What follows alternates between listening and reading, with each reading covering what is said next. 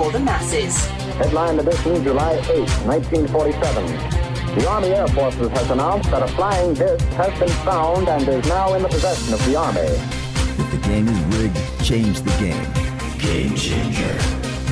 I occasionally think how quickly our differences worldwide would vanish if we were facing an alien threat from outside this world. This is Fade to Black with your host, Jimmy Church, on the Game Changer Radio Network and KGRA, the Global Radio Alliance.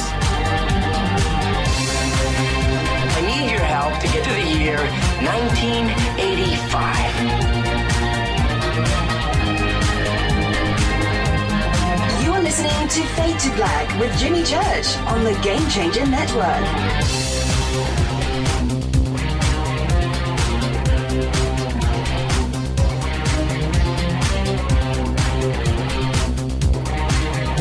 Good evening, Fade to Black,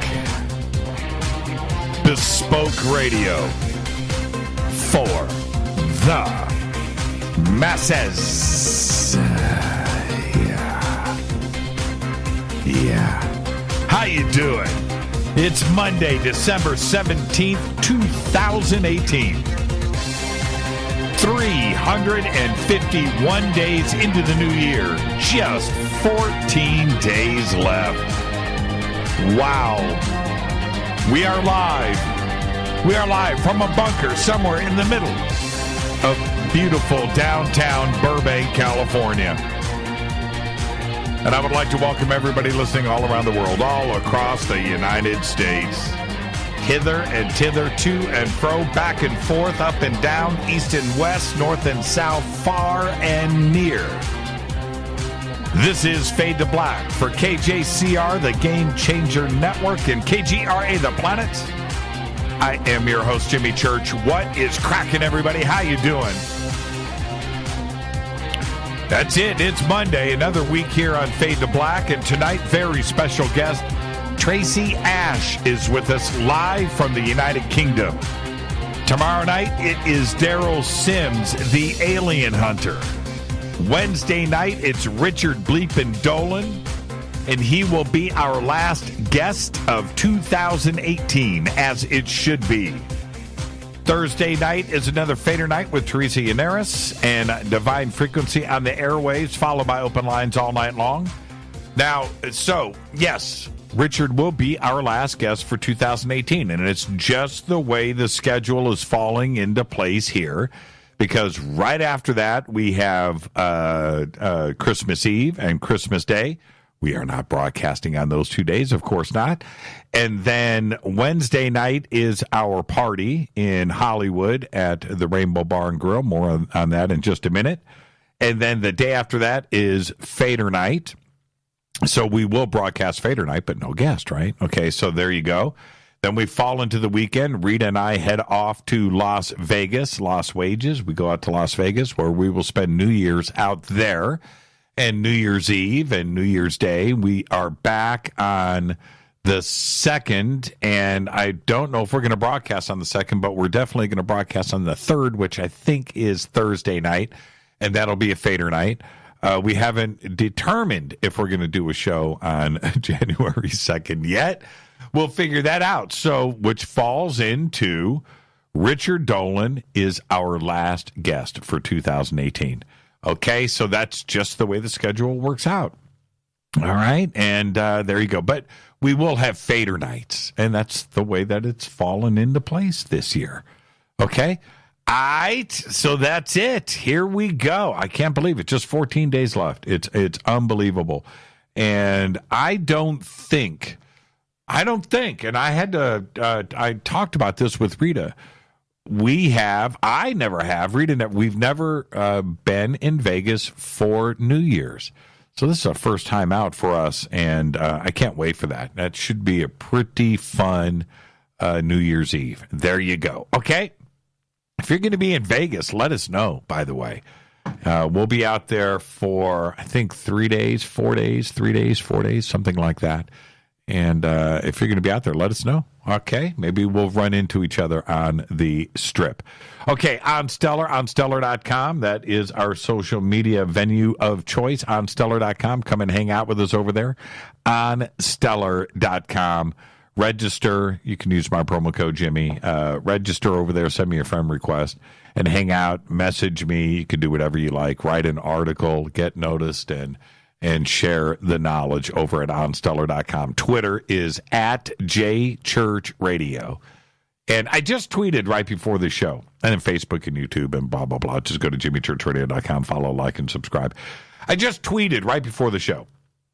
Why do some people tweet in the third person? What's going on there? Isn't Twitter, Kanye doesn't tweet in the third person, right? I don't know if the Kardashians are doing their own tweeting, but nobody is that big, or whatever. What I'm trying to say is, why do some people tweet in the third person? If you're going to have somebody tweet for you, then that's cheating. So you need to have those people tweet in the first person. I mean, that's what Twitter's all about. Why do some people tweet in the third person? Take note of that. Take note of that. When you are reading somebody's Twitter feed and they are tweeting in the third person, either that is somebody tweeting in the third person trying to act like somebody is tweeting for them, and that is strange, or really strange, or somebody's tweeting for you, and then your Twitter feed is not you. Why would you do that? Right? At least fool me a little bit. At least fool me. I want to think that it's really you, but there you go. All right. Why do somebody... Dexter takes offense to your last comment. That's funny, Dexter. That's good. That's good. Yeah, why do people tweet in the third person? I don't think I've ever done that. Not even by accident. But why do some people tweet in the third person? That is unbelievable. If you're going to have somebody tweet for your channel and tweet on your feed, man, you need to have a set of rules. The first one is, and you wonder why you're not getting retweets or likes, because people are looking at it going, dude, what is this? Advertising? Bob Dole says. Oh, that is funny. All right. You can email throughout the show, Jimmy at jimmychurchradio.com. Of course, hashtag F2B is the sandbox. And today, if you notice, my nose is plugged. And there's something that happens for me in December. It happens every single year. And no, it started about 3 or 4 years ago. And I was never affected by the seasons, right? Now, all of a sudden, December, and I don't know what's going on with plants or Southern California or whatever, suddenly I can't breathe in December. I don't know what it is. It's absolutely incredible. I can't stay on top of it. But there you go. So that's what's happening there, if I sound a little nasally. Breaking news. Ousted CBS chief Les Moonves will not receive any severance payment from the company, the board of directors announced today. The board members said that they have concluded that they have ample reason to fire Moonves, thus denying him severance. And this isn't just like 2 weeks, 2 months pay and some cash. Oh, no. Under the terms of his employment contract, Moonves was owed about $140 million. And that, my friends, is a lot of ducks quacking in the pond. When he was forced out in September amid sexual harassment and assault allegations, $20 million was set aside for grants, and the remaining $120 million was set up in a trust. Les Moonves, wow. Well, he's rich. He's rich. I don't know if he's going to miss it, but $140 million denied. Now, check this out. If you live in Utah, If you live in Utah, you may think twice about having an extra drink before driving home this New Year's Eve. Why? Starting December 30th, the state will lower its blood alcohol content limit to 0.05, the strictest DUI standard in the nation. Holy crap. I don't even know what 0.05 is. Is that like a beer? It's wow, right? I don't know what that is. I'm going to flip that over. What? Oh, I thought you were talking to me, Eric. It's like I almost checked my face. How low of a blood alcohol content is that? Is it one drink? Is it one shot? Is it one beer? One glass of wine? That's it? I mean, you can't even do that, is what they're saying. You can't drink it all. Well, you shouldn't drink it all and drive, but man, 0.05. So I'm going to defer that to Twitter. All of you Fadernauts out there, let me know how much is 0.05. All right. A newly discovered object is the most distant body ever discovered in the solar system. That's right. And it's the first object ever found orbiting at more than 100 times the distance from the Earth to the Sun.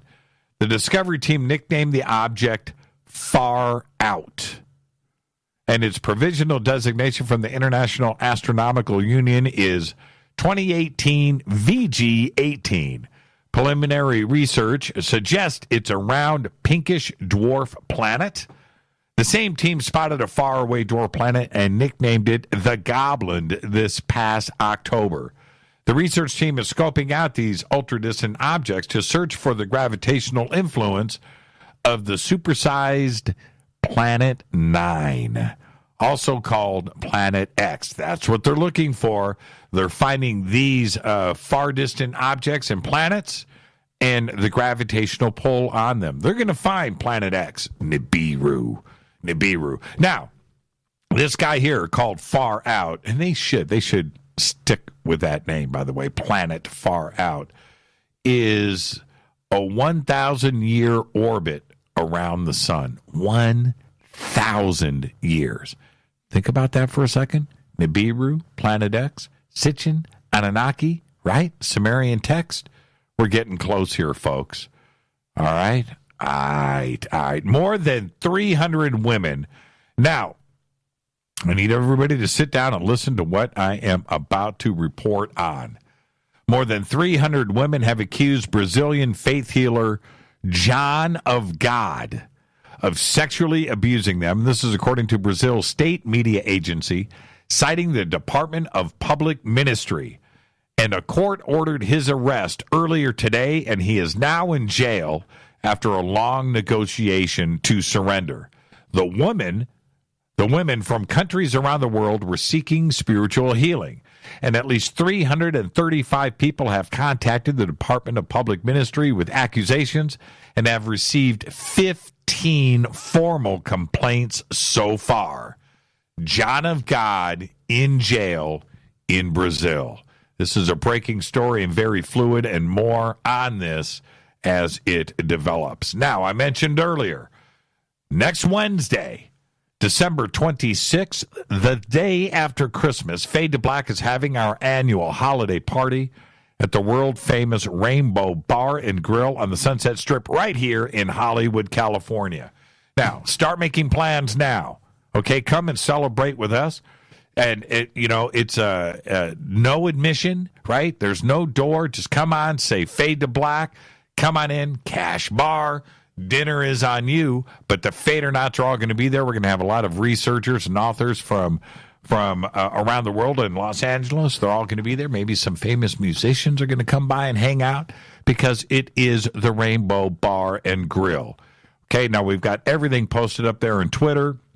You can head over to our Facebook events page and let us know and RSVP. We will see all of you next Wednesday. That's right, December 26th, the Rainbow Bar and Grill, our holiday / Christmas party. And then right after that It is the 2019 Conscious Life Expo right here in Los Angeles at the LAX Hilton.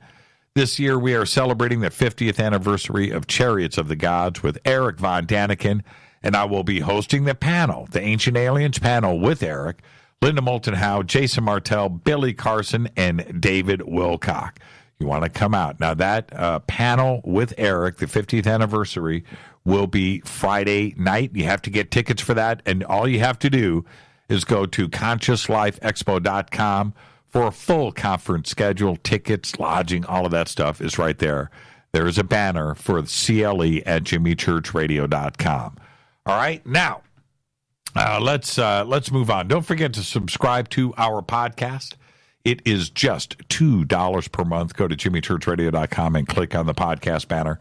And you can also become an official Fadernaut over at our membership section at jimmychurchradio.com, where you can get commercial-free downloadable archives. You can get autographed shirts and hats. You get a personal email to me. You get the bunker cam. What else do you get? You get all of that stuff. Just go. Become an official Fadernaut today over at jimmychurchradio.com. All right, let's get the show cracking. Happy birthday to today, Mia Jovovich. Today is 43 years old, and she will always make the list because of The Fifth Element. One of the great movies, seriously, of all time, right there. The Fifth Element, Luc Besson. Was she married to Luc for a minute? Man, I don't know. To be more accurate, Australia has been 0.05 alcohol content for over 30 years. Is that true? Okay, I missed it. It depends on your body weight. Okay, interesting. 0.05. You're getting old, church. What do you mean I'm getting old? Because I don't drink and drive? Jeez. I drink and stay at home. That's what I do. Mia Jovovich today is 43 years old. And Resident Evil, it's all flooding back to me right now. All right, OTD on this day in history. 1903 went down near Kitty Hawk, North Carolina. Orville and Wilbur Wright make the first successful flight in history of a self-propelled heavier-than-air aircraft. Fader fact. Okay, are you ready? This has been vetted, by the way. It's been vetted. Quaker oatmeal packages in 1902 contained a coupon redeemable for an actual deed to a small plot of land in Milford, Connecticut. That's right, and it's real. A few square feet of land. Seriously, you can't make this stuff up. So some people actually redeemed the coupon. They got a deed to the property. The story is remarkable. So they had this plot of land out there. They called it like Quaker Oats, Quaker Oatsville. And everybody had this plot of land. And somebody came in, and it was Bic, Bic, the lighters, Bic lighters. And they wanted to build a factory for Bic lighters on that plot of land. So they had to go back and look at the deeds, look at the property taxes, figured out who was doing what. I'm not making this stuff up. So eventually, Bic went in and bought the property. I don't know if everybody that had a deed suddenly had a windfall of profit and money, but you had to keep up with your property taxes for this 3 square feet of land. I'm not making this stuff up. It really happened in Quaker oatmeal packages back in 1902. Tonight, very special guest live from the UK. Tracy Ash is with us. Tomorrow night, Daryl Sims, the alien hunter, is here. And Wednesday night, it's Richard Bleepin Dolan, our last guest of 2018. That's right, as it should be. Thursday night is another Fader night with Tracy and Eris and Divine Frequency on the airwaves, followed by open lines all night long. All right, now I got to hit this River Moon Coffee Fade to Black blend. Best coffee in the world. Promo code F2B blend. You've got to go and get yourself some. I swear, it's a life-changing thing. It's an epiphany when you drink River Moon's Coffee's Fade to Black blend. It's unbelievable. All right. So last night after the show, Rita says to me, have you heard about the recent poll about having Santa gender neutral? And I was like, what? And I thought to myself, the world has gone nuts. That's it. Seriously. And today I'm driving around getting stuff done. Actually, I was taking my dogs to the groomers, in case you really want to know, which I did. That was a successful mission. And Santa's gender is the conversation on KFI. And KFI here in Los Angeles is the big talk radio station, right? AM 640. And I'm listening to this, and I'm clenching my teeth. I'm just holding the steering wheel so tight I almost crashed the car a couple of times. And here's the deal. And this show is about conspiracy, all of it. As you can see, I'm rolling up my sleeves. You like that? Because, man, I'm pissed. Santa, gender neutral. This show is about conspiracy. And something is going on here. And I'm going to call it out. But before I do, let me be very, very clear. I want everybody to understand where I'm coming from. Santa is a dude. A man. And that's it. That's it. There's no room for debate here. And I know you're going to ask yourself, fine, Jimmy, but where's the conspiracy? Well, it's like this. Some time ago, and I'm going to go back about 10 years, because this is where my memory comes into play. About 10 years, 11 years. Some time ago, some group decided to make gender a part of our public schools curriculum, part of our children's education. And they snuck it in. We didn't know anything about it. And I started to notice it with our two daughters. They were mentioning it from time to time. But I thought it was about bullying, and I didn't pay much attention to it.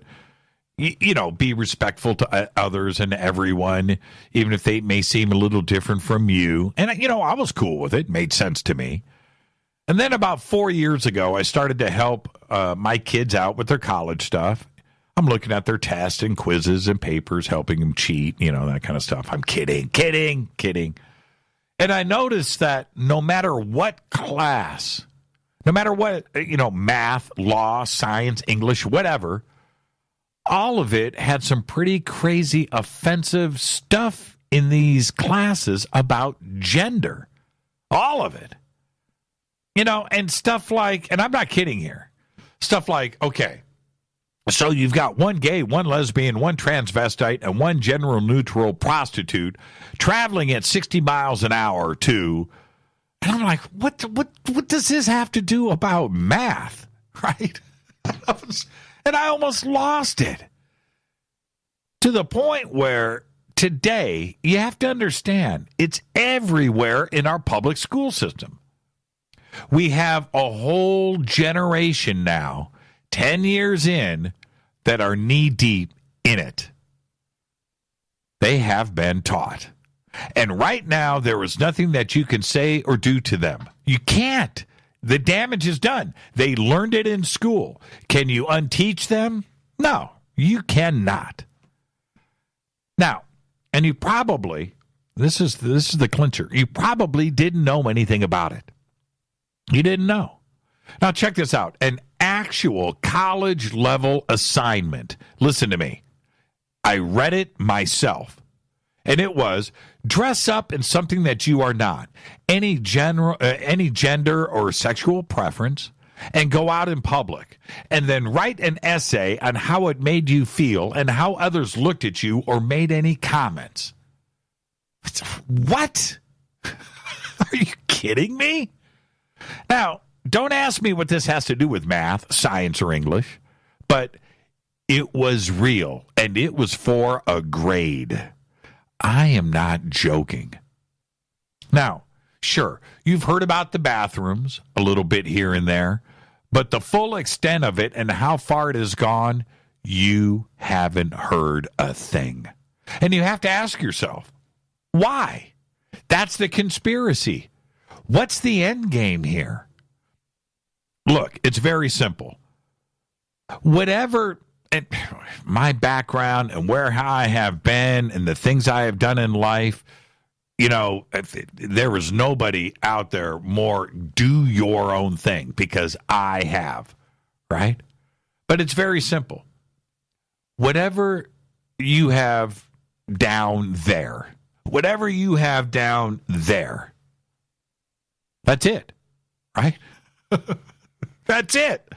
With a few exceptions, you are one or the other, right? That's it. Take a look, right?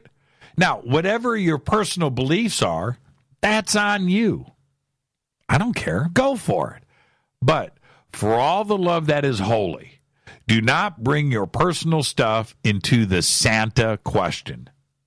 I'm being serious. That's where I draw the line.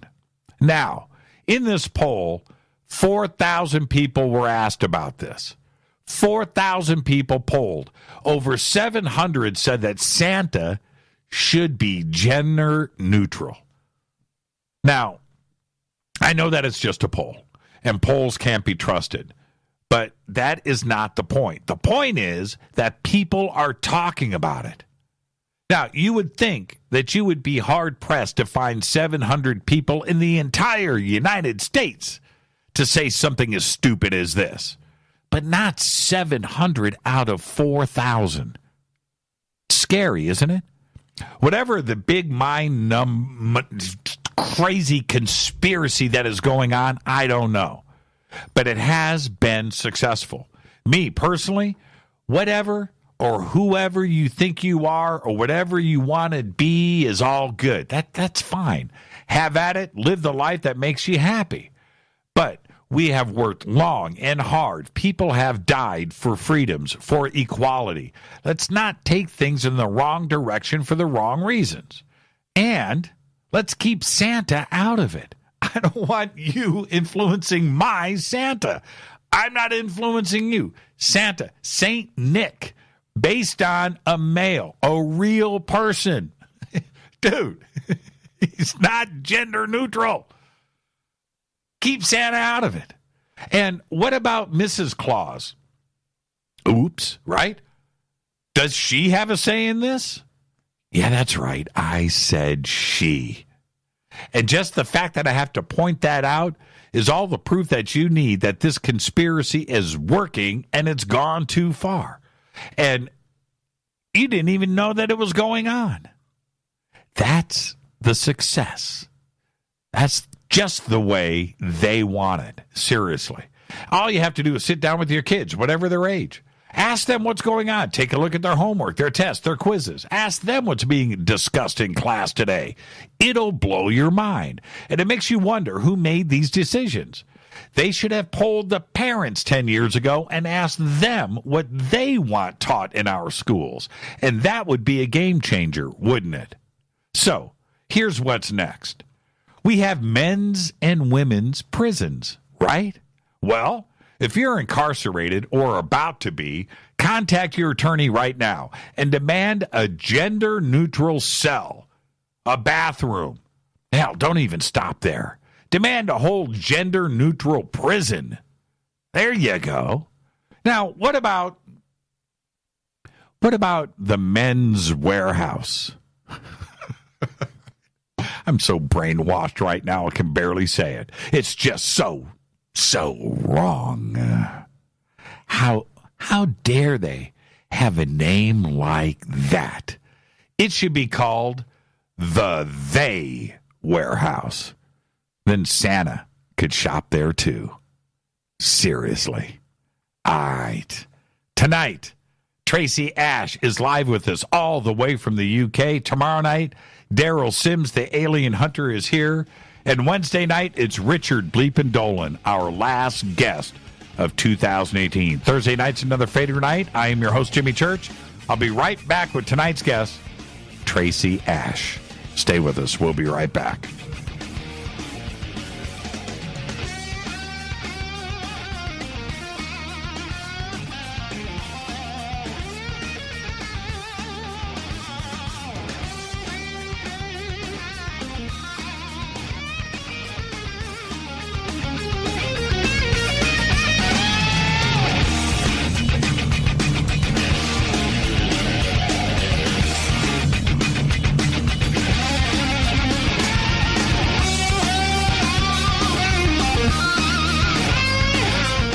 This is Nicole Church, daughter of you-know-who, and you're listening to Fade to Black on JimmyChurchRadio.com and the Game Changer Network. You're listening to Jimmy Church, Fade to Black. Fade to Black will now pause for alien identification. The station that talks the net. KGRA Radio. When you take the beans from Central America with dashes of Indonesian and African mixed in and then roast it to the dark side of Fade to Black, you create the ultimate brew of fringe. Introducing the Fade to Black blend from Rivermoon Coffee. Yes, Rivermoon's darkest customized roast was created for the love of Fade to Black. The alchemy of masterful roasting and smoking the beans is in every sip of this full-bodied, dark Java. I need my coffee dark, deep, with distinct bittersweet chocolate highlights, just like the bunker. Leaning further into the darkness of the roast is Fade to Black blend from Rivermoon Coffee. Just click on the banner at JimmyChurchRadio.com and use the promo code F2BBLEND for 15% off of your order today. Go Beckley Teppy. This is Jimmy Church of Fade to Black, and you can get our podcast for just $2 per month. All you have to do is click on the podcast banner over at JimmyChurchRadio.com.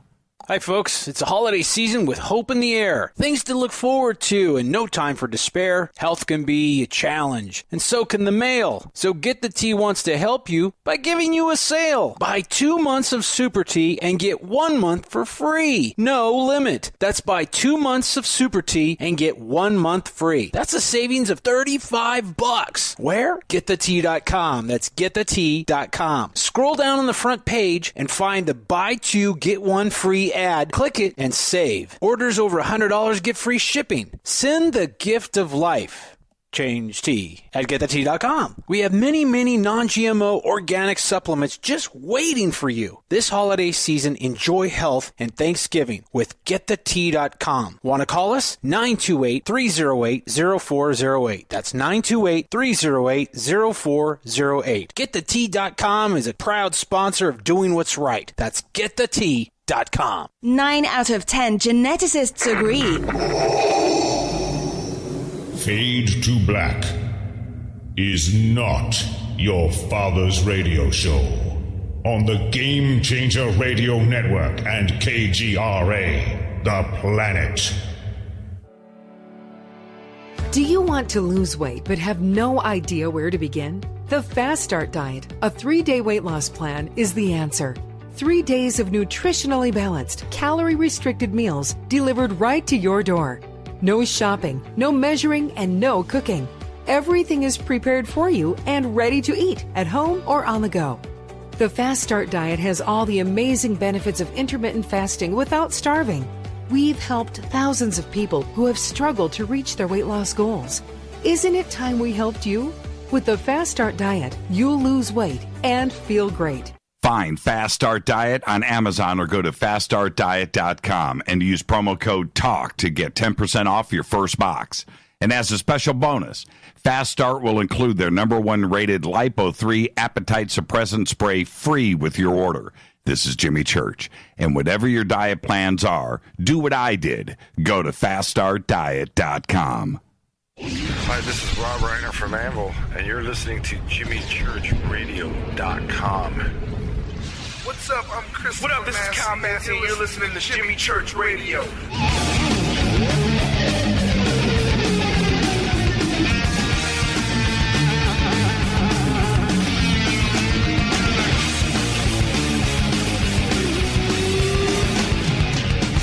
All right, welcome back. Fade to Black. I'm your host, Jimmy Church. Tonight, Tracy Ash is here, live from the UK. Tomorrow night, it is Daryl Sims, the Alien Hunter. And then Wednesday night, Richard Bleepin Dolan, our last guest for 2018. Can you believe it? But I wouldn't have it any other way. Thursday night's another Fader night. Teresa Yannaris is going to be here, Divine Frequency on the airwaves, followed by open lines all night long. But tonight, it's Tracy Ash. She's a researcher on energy orbs, interdimensional communication, earth power sites, unique how-to super energy and super transformation expert, teacher of groundbreaking consciousness, potential, and awareness, a world-class transformation catalyst, business, and life purpose visionary. Tracy's limitless energy and pioneering of know-how knowledge ignites passion, purpose, and action in people's lives and worlds. She is an ancient wisdom traditions initiate and a 21st century alchemist. She is the director of the Psychic School and the Life Vision School, UK and Japan, New Consciousness Network, a nonprofit global community project, and the Conscious Retreats in Egypt and Europe. Her TV and media includes The Guardian, The Evening Standard, Kindred Spirits, C4 Cutting Edge, The Daily Express, The Daily Mirror, Star People, Natural Spirit in Japan, PSI Journal Japan, and Radio 4. I would like to welcome for the first time to Fade to Black, Tracy Ash. Tracy, well, I would say good evening. Good morning. How are you? Good morning. Is it all good? I know it's so early over there, but thank you for joining us. You're welcome. I'm used to traveling, so it's an early start, but it's okay. Well, I thought about that because you do so much work. You're going to be in Australia next month. You're over in Japan a lot, UK, United States too as well. So you're on a world timeline, aren't you? I am. I'm probably in every country, every couple of months, I'm touching base with a big Stargate, a big power site, and that appears to be my world service to humanity and really kick-starting, raising the frequency of the planet. Now, before we get started, you get the first-time guest disclaimer. Now, the next time you're on, you're not going to get it, but you're going to get it tonight, and here it is. Tracy, it's just you and I sitting on my couch having a conversation as friends, and where the conversation starts, it starts. Where it ends, but we're going to end as friends. There you go. You ready? Do you accept the disclaimer? I accept fully. Let's do this. Now, you've got so many different things going on, and your awareness of the consciousness network is profound. But to get here, you had a life's journey, maybe even an epiphany. Take us back. What got you here with us tonight? So do you want my childhood beginnings? And let's begin. I came in basically pretty awake. I have the same questions around changing reality, questions on quantum, questions on transdimensional, multidimensional. So as a child, I always had intense and incredible contact experiences. These ramped up during childhood through adolescence as well. On my grandmother's death, I was her gatekeeper, and I was 17. I dreamed her death about 6 weeks before she passed, and that made me incredibly aware of how we can time travel to aid those who are passing, and time travel to bring those who are departing, those loved ones, to their bedside as they depart. That passing of my grandmother ramped up my abilities. I mean, things were moving at home physically. I'm a physical medium. I'm a medium who works with direct contact. So when spirit communicates with me, spirit manifests. That reality gateway stays to this day. So at 17, I began my training, and very traditionally, I worked at my training very hard through the SAGB of Great Britain, Spiritualist Association of Great Britain, whose president was Arthur Conan Doyle. And then I also trained at the College of Psychic Studies, and at that time, I was able to be taught by some of the most incredible trance channels of last century, some with 50, 60, even 70 years experience. And those great wisdom keepers and masters of almost a lost tradition now, those individuals taught me, and I was mentored by the president of the College of Psychic Studies, Susanna McInnery, and she took me on board at a very, very early age, and I became her protege, and she described me as having an octave higher in frequency and energy than the other traditional mediums who were part of her stable at that time. And she saw something unique and special in my work. And that took me on creating programs specifically for under 35s. Now, at the time, we didn't have phrases like millennials, we didn't have crystals, we didn't have rainbows, but the predominance of my work has always been to work with the new frontier and to work with those individuals who have a very rich and deep and innate knowledge and wisdom that is intrinsic to service and transforming the planet, transforming the consciousness of the planet. So for the last 20 years or so, I've been working on creating, developing, supporting a global community of evolutionaries and revolutionaries who see it within themselves to make a stand in terms of humanity and saving our planet. So the whole course of my unfoldment in terms of my work has always been about saving the planet, aiding humanity, utilizing genuine and really solid, grounded and powerful metaphysics to change our reality. And I set that goal very early on in my training, that if I was going to train in metaphysics, then I would no doubt be able to access the evidence. And as you know, it's one of my passions to collect footage, to work with the direct communication at the stargates, at the power sites, and that I do film. There's always these huge questions that are left unanswered when we don't access the evidence. And so while I'm fascinated in research, I am passionate about quality metaphysics, quality consciousness training, so that we can achieve the all-important evolutionary status, so that we can move into the next phase, which is, of course, contact, which is, of course, an education beyond 3D and 4D, really looking to our universe for answers once we also discover that the answers are within ourselves equally. So I'm hugely interested in the corridors, what corridors of learning, what corridors of contact can assist us, accelerate us, progress us.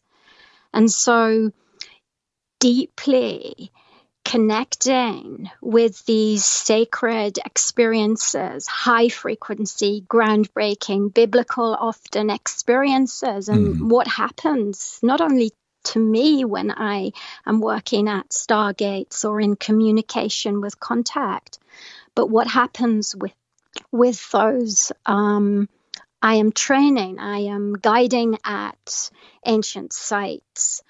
So it's a phenomenal job. I travel all over the world just to stargates, just to power sites. It's part of my service as an Earth Grid worker. I mean, it's simply phenomenal in terms of the way that I'm working with a quantum alchemy around the Earth, and we're really being called at this time to pioneer new ways in this arena as you know, I think what next is on every panel's top question list. It really is what is next. And that's always been my question.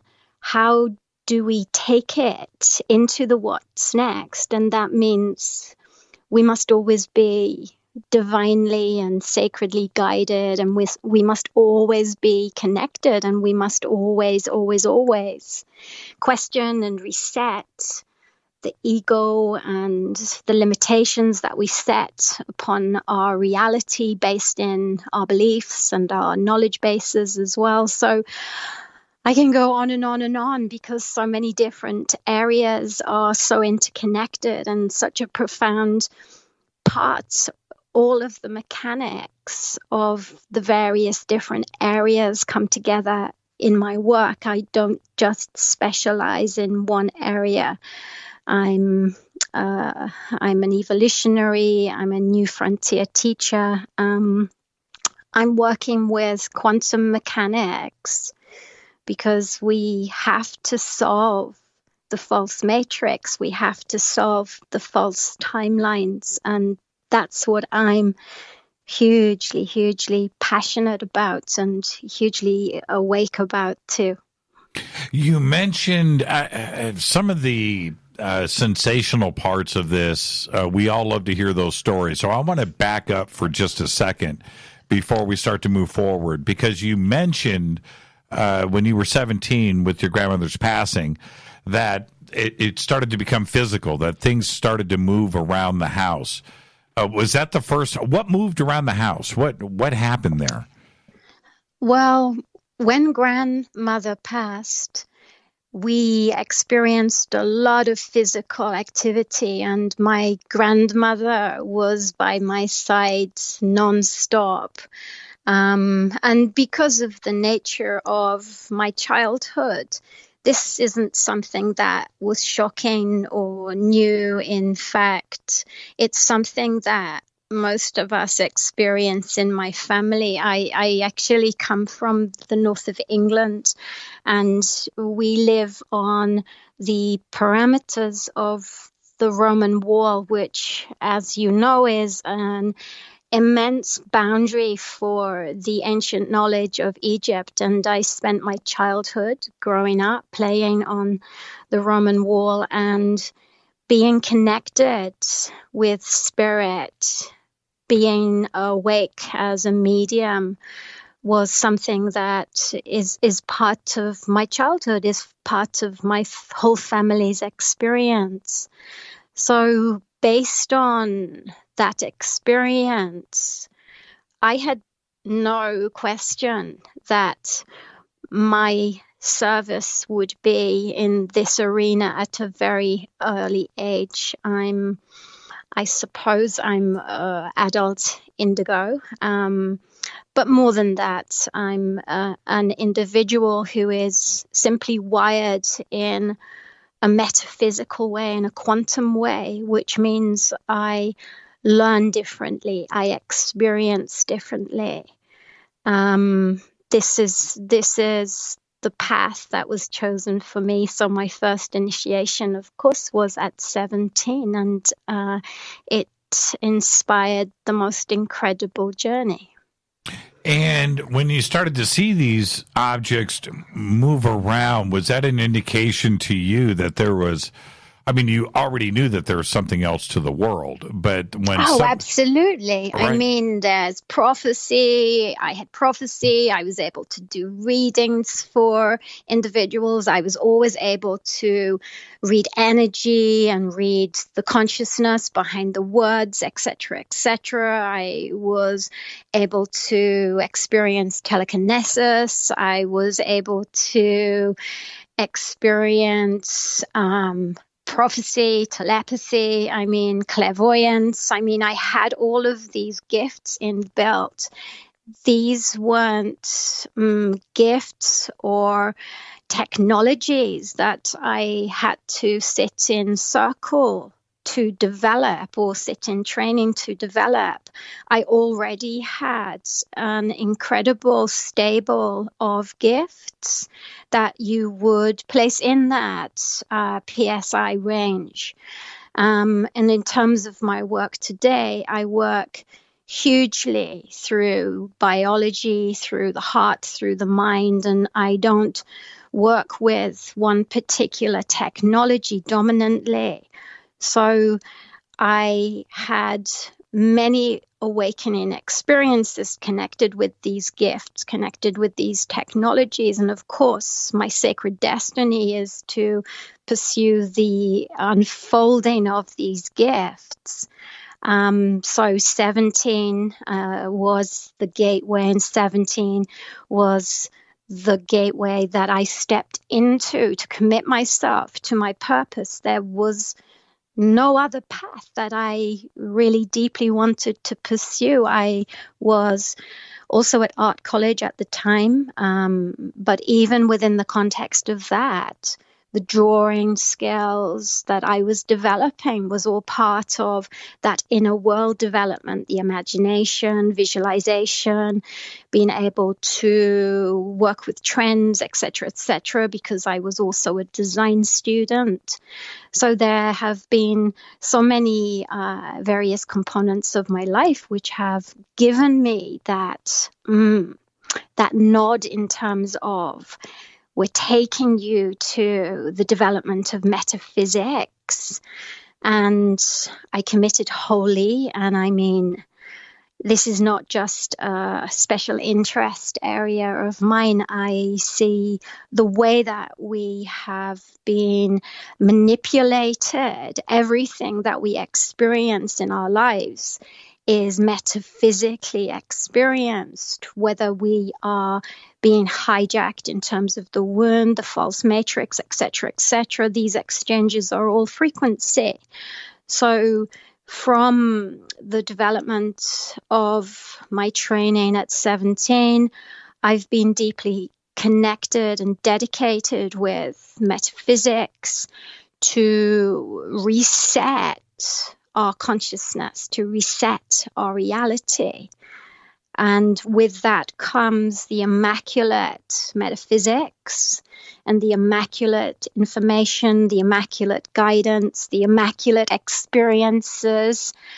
And the experience that I had with my grandmother, i.e. the telekinesis, that's been incredibly important later on, because as my work has ramped up, then I can call in contact, time and location, and we have direct contact. We have UFO fleets emerging. They came in Shasta, Egypt, Tokyo. I mean, this year has been just one huge contact experience after another. So the very early beginnings of my work, which of course were all about me being a very natural and gifted medium, it took dedicated training. I mean, we're 30 years later now, and oh my goodness, I'm still so massively committed to really taking this work to the outer limits so we can really understand it and understand how potent and powerful and world-changing it can be. So that's my story, yeah. Do you find, we've got about 3 minutes before the break, Tracy, do you find that, you mentioned the under 35 at that time, and do you find that the generations, the kids today, are fully upright and awoke, right? That they have gifts in their DNA that I don't remember having these kind of gifts when I was a kid. I wasn't that awake. But today, these next generations are pretty bright, aren't they? Yes, they are completely wired. My husband is creator of Zen Awakening Festival. It's a conscious festival. I mean, his project is such an honor to be part of. It's an incredible project in terms of the service to this new generation of spiritual seekers. Yes, they are completely wired to save the planet. What I continuously find when I speak with this generation, I mean, we're generating so much support for this generation. I truly believe in them. They also require immensely cutting-edge, new frontier technologies. They are respondent only to truth, integrity, authenticity. So they are immensely awake. They require mentors who are completely genuine and completely awake too. And I believe they call each and every one of us to stand in our power and to activate these gifts also. They demonstrate the dream of our reality as humanity on the planet. What I find particularly moving is their ability to mobilize, and that's an exceptionally important part of my work when I support this generation. So 20 years ago, I did the same in London, and now today we're doing the same in the United States, and it's my pleasure to work with the evolutionaries of the next generation. I mean, they're just outstanding. Let's take a break right here, Tracy, and when we come back, we'll jump into 3D and 5D. And you brought up Hadrian's Wall. I'm not going to let that get away from us either. We'll come back to that too as well. Our guest tonight, live from the UK, Tracy Ash. This is Fade to Black. I'm your host, Jimmy Church. Stay with us. We'll be right back after this short break.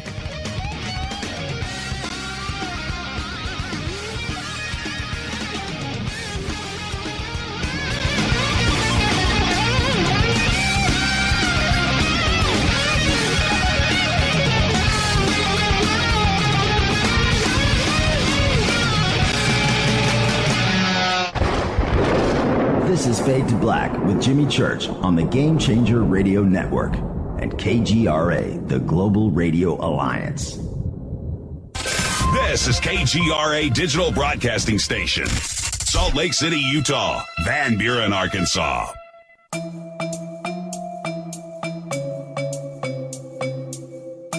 Come join us for the 2019 Conscious Life Expo in Los Angeles at the LAX Hilton. This year, we are celebrating the 50th anniversary of Chariots of the Gods with Eric Von Daniken, and I'll be hosting the panel with Eric, Linda Moulton Howe, Jason Martell, Billy Carson, and David Wilcock. Join George Norrie, Nassim Haramain, Robert Schock, Daniel Brinkley, Grant Cameron, Julia Mossbridge, Teresa Yannaris, and another 50 speakers who will be presenting at the 2019 Conscious Life Expo. Just go to ConsciousLifeExpo.com for tickets and a full conference schedule, or click on the CLE banner at JimmyChurchRadio.com. Go back, Lee Tappy. Folks, this is very important information. What's to be said about CBD? AncientLifeOil.com. Our CBD is made from hemp and has 0.003 THC, which means this wonderful product won't get you high, no matter what amount you take. What does CBD do for the body?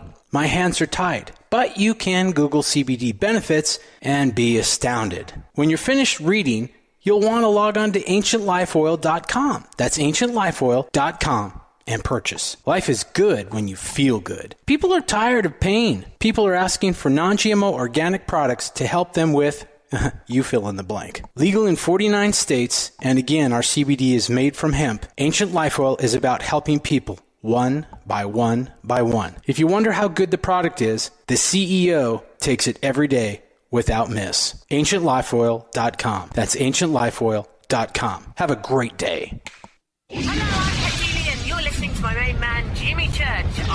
jimmychurchradio.com.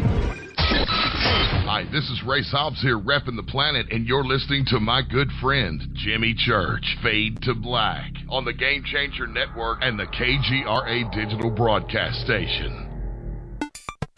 This is Toby Kebbell.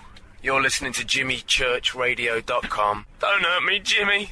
I'm only little. Hey, I'm Adrian Grenier. And this is Ari Gold. We're the Honey Brothers. Yes. We are of the Honey Brothers. Hey, I'm Adrian Grenier. And I'm Ari Gold. We're the Honey Brothers. And you're listening to Jimmy Church. The Revolution. Reclaim your active lifestyle with Angioprim. Angioprim is the original liquid oral chelation supplement. Chelation helps remove toxins, heavy metals, and cholesterol in your veins and arteries that can cause blockages. Scientific research proves the active ingredient in Angioprim has superior oral chelation action that helps promote cardiovascular health. Find out more. Go to angioprim.com. Talk to a trained consultant by calling Angioprim toll-free 877-882-7221. This is Jimmy Church of Fade to Black, and you can become an official Fadernaut by just going to our membership section at jimmychurchradio.com.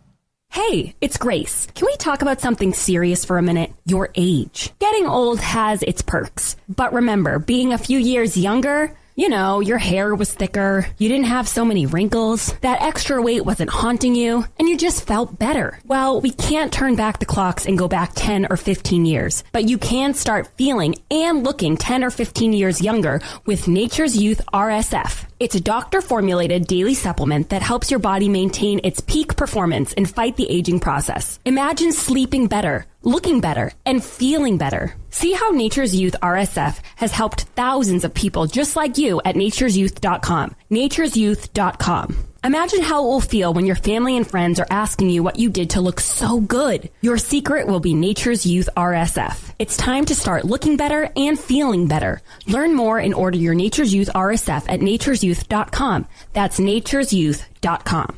That's nature'syouth.com. Hello, this is Serena Wright Taylor from Conscious Life Expo, and you're listening to Fade to Black with Jimmy Church, who holds the Lucky Pony record for the best astrological chart since 1963. True story. This is Micah Hanks of the Gralien Report, and you're listening to Jimmy Church on Fade to Black, across the globe on the Game Changer Radio Network and the one and only KGRA Radio, The Planet.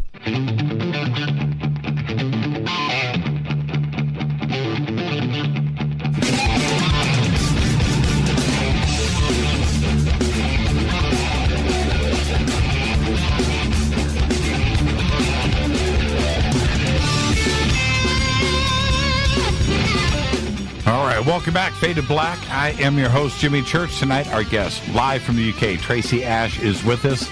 Tomorrow night, Daryl Sims, the alien hunter, is here. Wednesday night, Richard Bleepin Dolan. He will be our last guest of 2018. I know it sounds strange that early in the month, but it's just the way the schedule is playing itself out. We will have a couple of fader nights, so everybody just relax there. But tonight it's Tracy Ash. And Tracy, I want to go back. You mentioned something that I thought was great, where you said that when you're out speaking and you're doing panels, you get the question, right? When?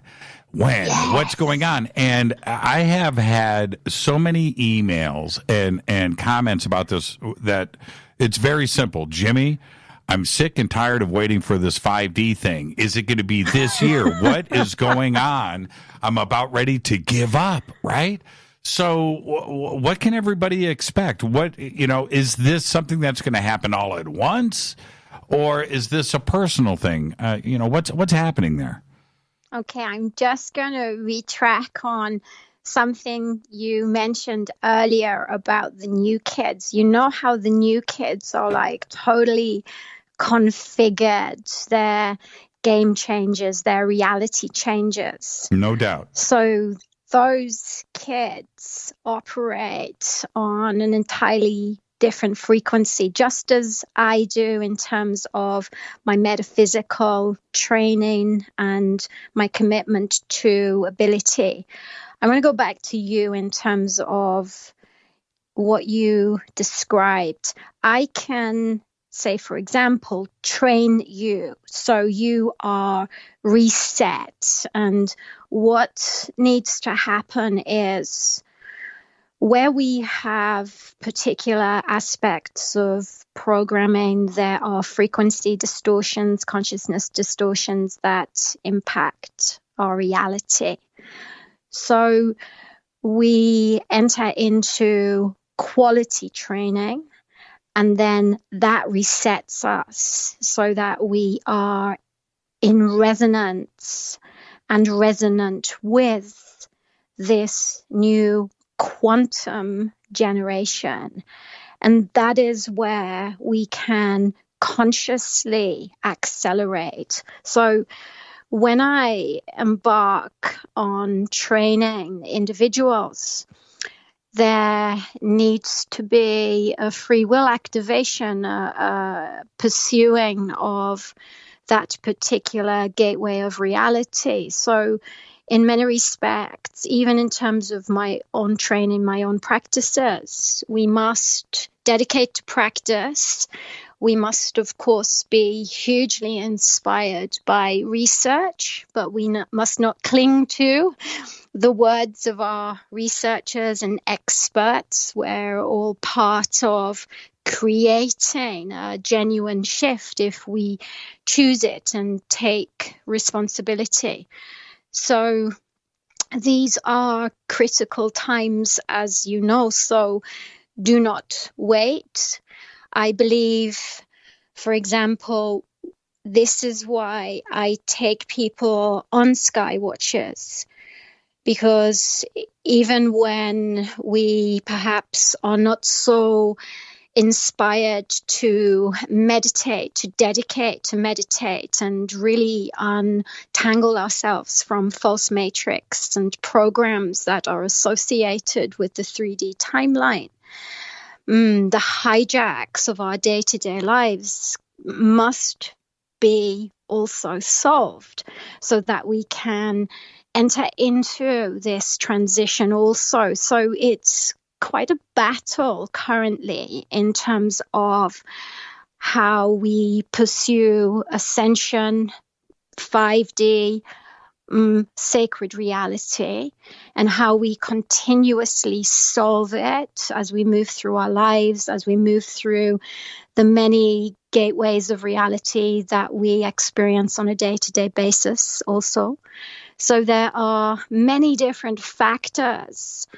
I believe, yes, we should be inspired by words and books, etc. But again, this is a 3D education, which equally is designed to not take you to the gateway and not take you through it.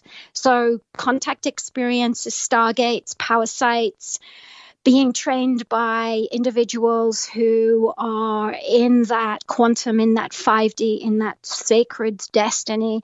These are all critical factors, frequency, food, etc., etc. And as you know, it's about looking at so many different components of our lifestyle.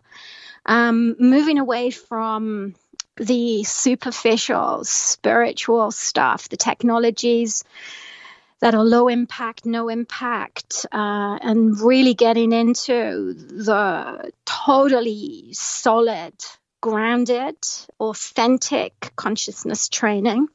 And it gives you the results. So, for example, if I do a sky watch, we have contact, and that brings in the 0 point technologies, the new technologies. It integrates those technologies into those individuals present. And of course, those kind of experiences, the real deal experiences, they're going to take you to registering the reality of it without doubt, without question.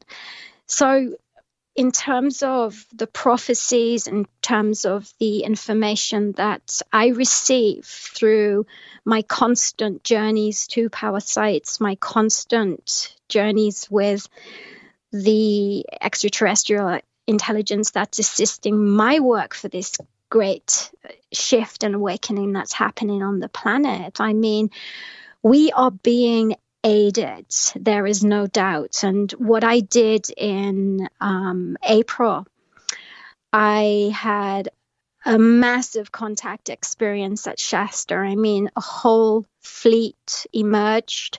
I was with Sherry Arellano, who is creator of the Ascension sessions. And between us, we were able to capture this experience that was just extraordinary. Her son was present also. This has also been researched by CSETI Australia. We've got a massive report on it. I presented it at San Francisco New Living Expo in April, because of course the question was there again. When is Ascension going to happen? And of course, when these questions come in, often it can't be answered by those who haven't experienced it yet. So I presented it on the Ascension panel at San Francisco. And I mean, Laura Eisenhower looked at it. She went, "This is the best live footage I've seen in the world." It was presented.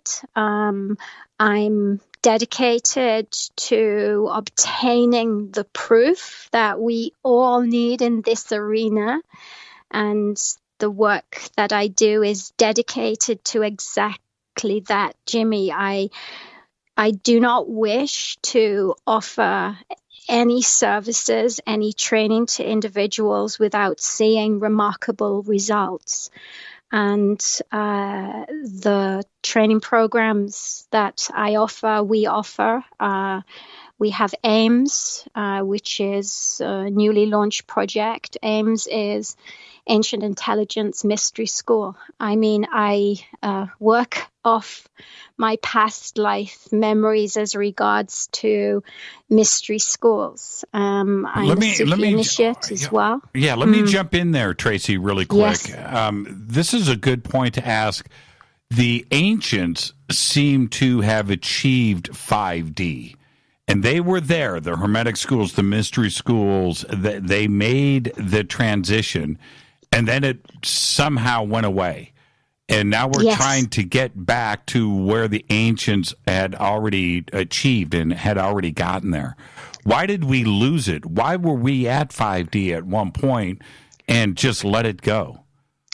Well, interesting question.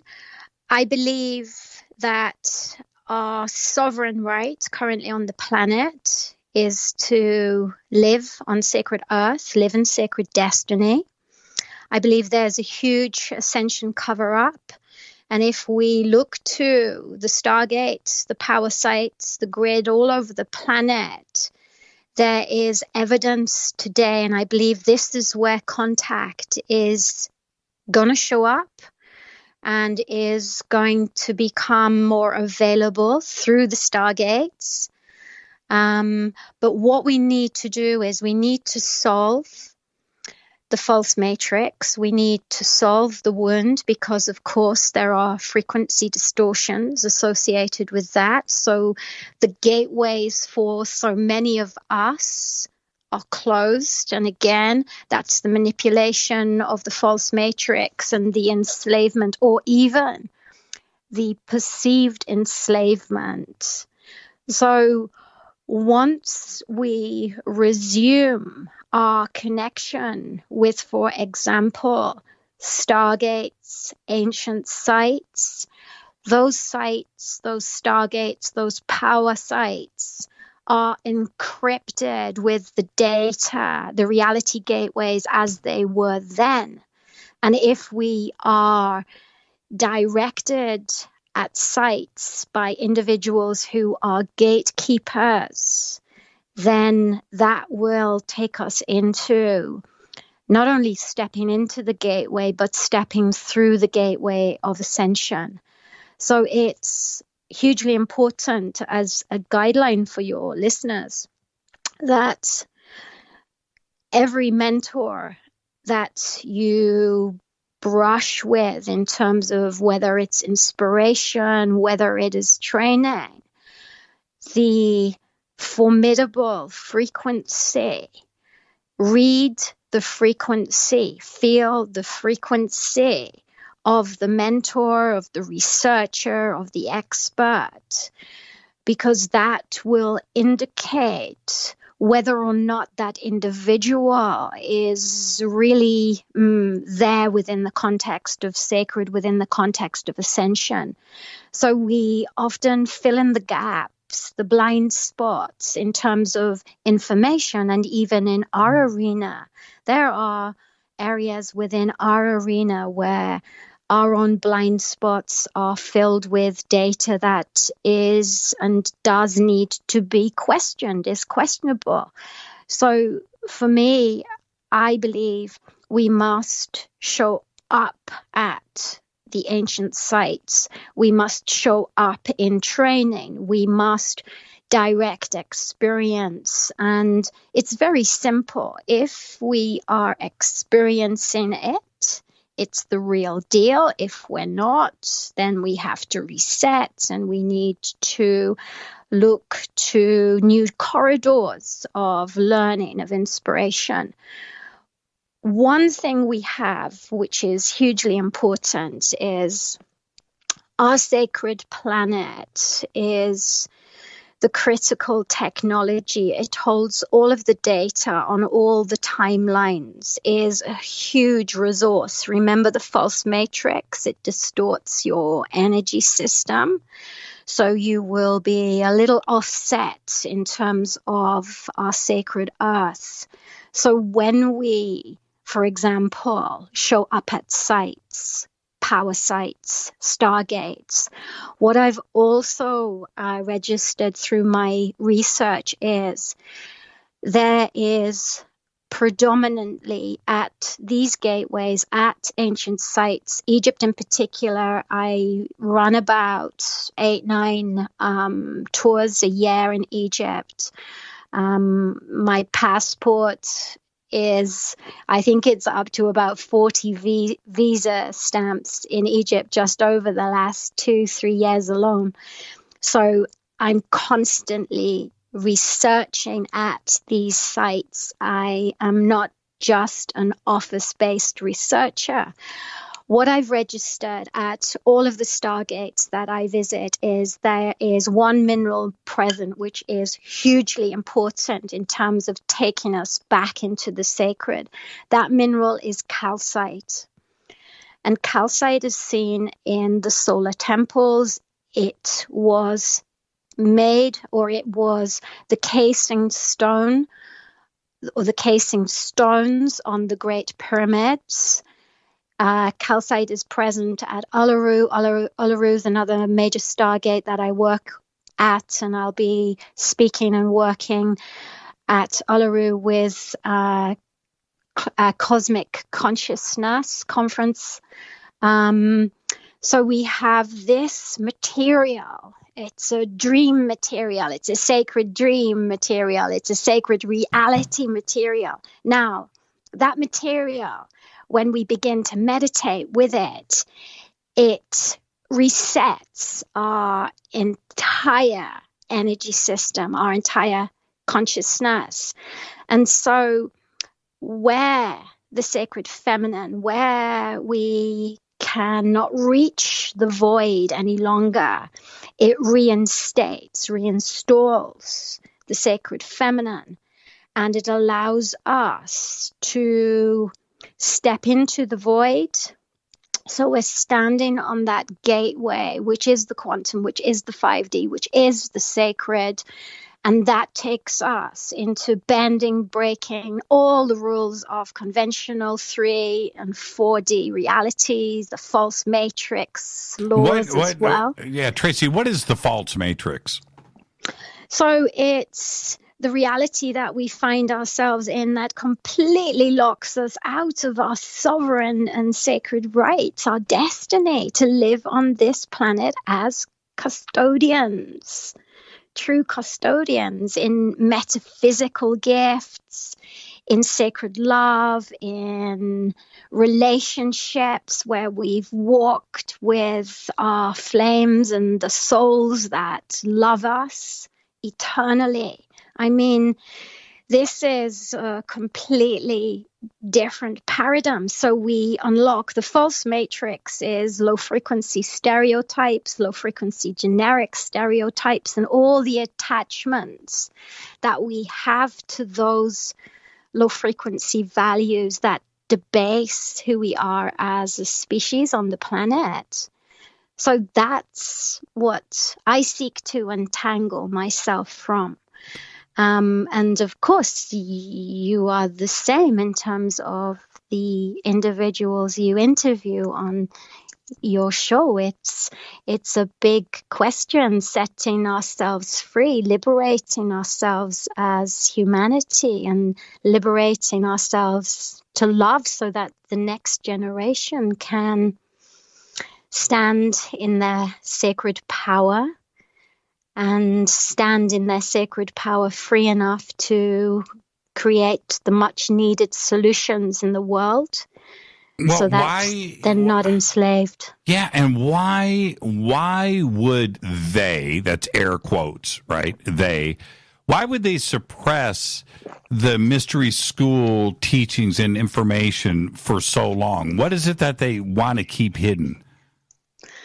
Well, in terms of generating metaphysical gifts, we also then can experience our future. We recognize that we're trans-dimensional, multi-dimensional beings living multi-incarnations. I mean, we go on and on and on. It's mind-blowing. We can no longer be controlled. And with that, if we all start to recognize that Earth could possibly be unity at one point, yes, that would be the freeing thing that we all seek. What does that strip from those that are trying to keep us from doing that? I mean, I understand controlling us, but wouldn't it be a better place? More profitable if they want to make money, right? I mean, yeah. People would be productive and fun and learning and education, and we could move forward. Why hold us back? You know, what's really fascinating, because I did so much of my training at the College of Psychic Studies in London, and then I worked there for 14, 15 years before my international career became so intense. I was given private access to the archives there, and during the Victorian period, of course, Queen Victoria was so proactive in terms of the spiritualist movement.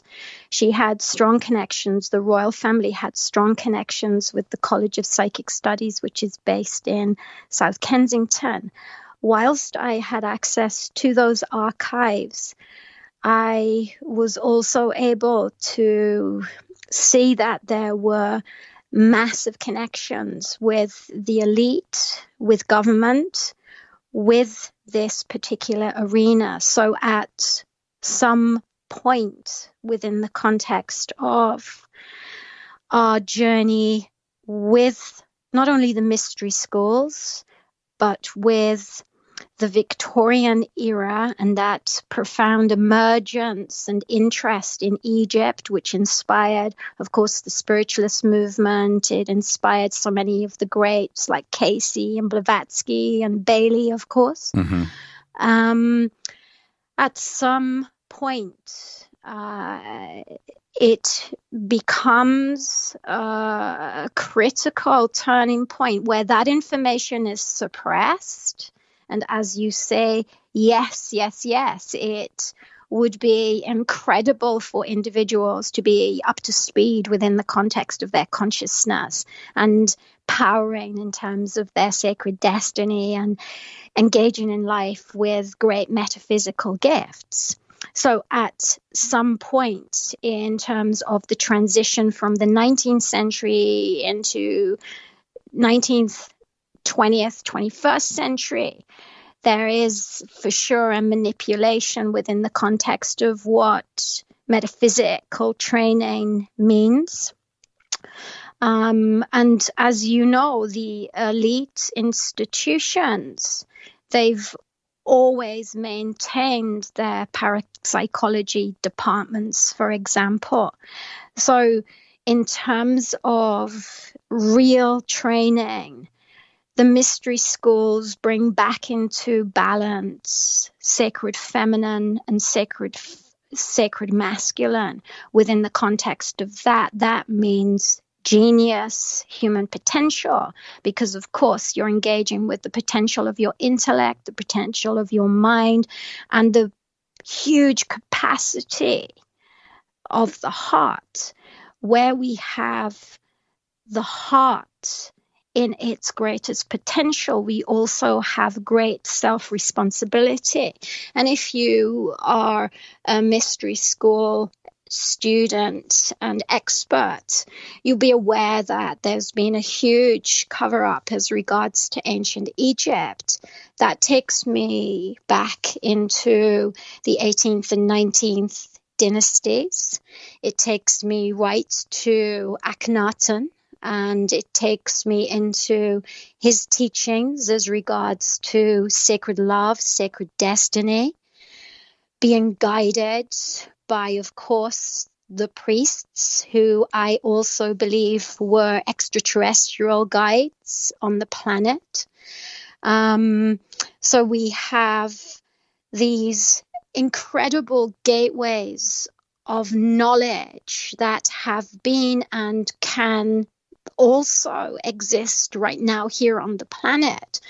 But of course, I believe what we must do is step into the training structures, step into the sites, step into our earth, step into the relationships and the communities and the mobilization that takes us into raising our frequency again, so we can reconsider these particular technologies as being critical in saving the planet. With that in mind, once we begin to really develop and accelerate these technologies, I mean, contact is ours. I mean, and for me, I stay very tight and close to the prophecies. I follow the instructions where I am sacred called. I show up for projects. I do not create any strategy as regards to my projects. If I am sacred called, I show up, I work, I am gifted in terms of being able to offer training programs at particular gateways as well.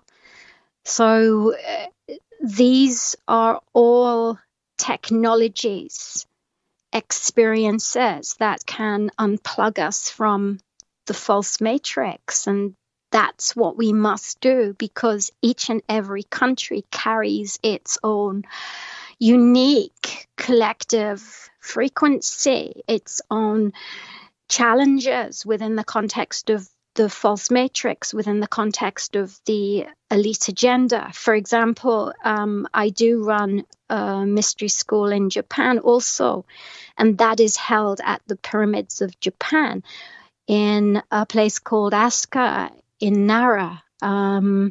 It's there where there are perhaps a pyramid complex of 3 pyramids. It's later than Egypt. There is a rock ship present there as well. There are stone circles present. I mean, there has been so much deleted and depleted in terms of this knowledge that ties so much of the planet together in a technology of one, in a consciousness technology that maintains the alignment with sacred reality. And the pyramids are huge within the context of that. Well, let me take a break right here. When we come back, we're going to talk about some of the more important sacred sites around the world. Our guest tonight, Tracy Ash, live from the UK. This is Fade to Black. I'm your host, Jimmy Church. We'll be right back after this short break. Stay with us.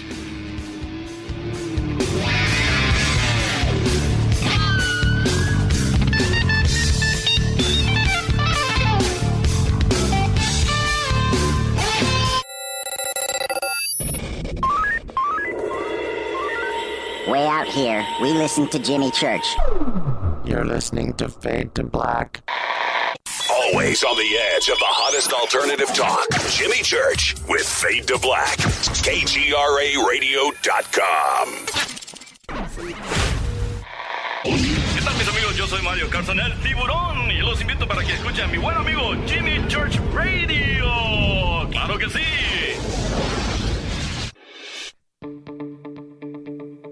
Hurricanes, earthquakes, wildfires. This year we've experienced more than our fair share. This is Jimmy Church of Fade to Black, and last month I decided to make sure my family does not have to worry about food should we get caught in a real emergency situation. Introducing Numana, a healthy, storable product that tastes so good that you'll want to eat it every day instead of just during those times of duress. All Numana products have a 25-year shelf life, are MSG and GMO-free, no preservatives, and are made in America. With the Numana pack in your home, you'll be able to sleep at night knowing that you've protected your family. Not only have I tasted and tested, I own it. Now you can too. Just click on the Numana banner on JimmyChurchRadio.com and use the promo code Jimmy when you order. In addition to a discount, we'll send you an autographed Fade to Black t-shirt. Seriously, go Beckley Tappy. Do you want to be an official Fadernaut? Of course you do. This is Jimmy Church of Fade to Black. Just go to our membership section at JimmyChurchRadio.com. So, you love talk radio? Then you'll love TalkStreamLive.com. TalkStream Live is always on, 24/7 with the best streaming talk shows. Find your favorite talkers and discover some new ones. It's free, readily available online or on mobile with any smartphone or tablet. Finding your favorite talk shows all in one place has gotten a whole lot easier. Just go to TalkStreamLive.com. Be sure to download the free apps from Google Play or the iTunes App Store. You listen to us, and we listen to you. And so does the CIA.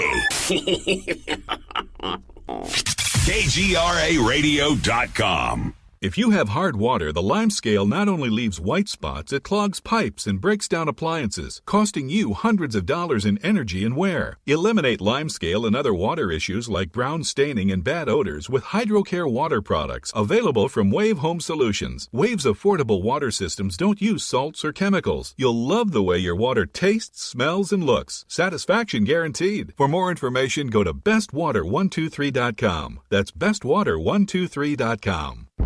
Are you intrigued by Paranormal Talk Radio? You'll love the new Paranormal Radio app from TalkStream Live.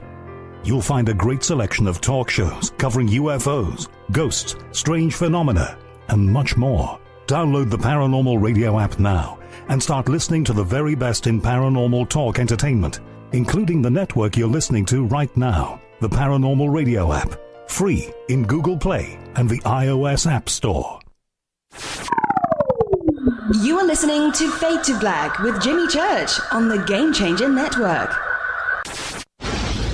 Oi, oi, I'm Reese Evans. You're listening to Jimmy Church. This is Revolution.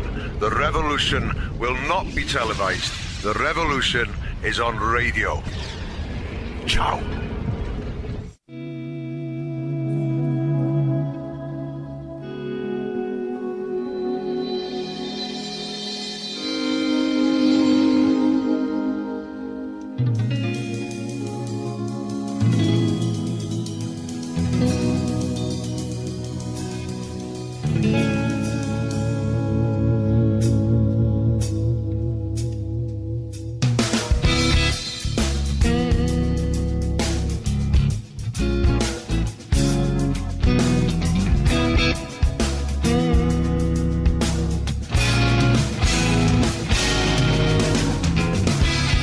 Welcome back, Fade to Black. I'm your host, Jimmy Church. Tonight, Tracy Ash is live with us from the UK.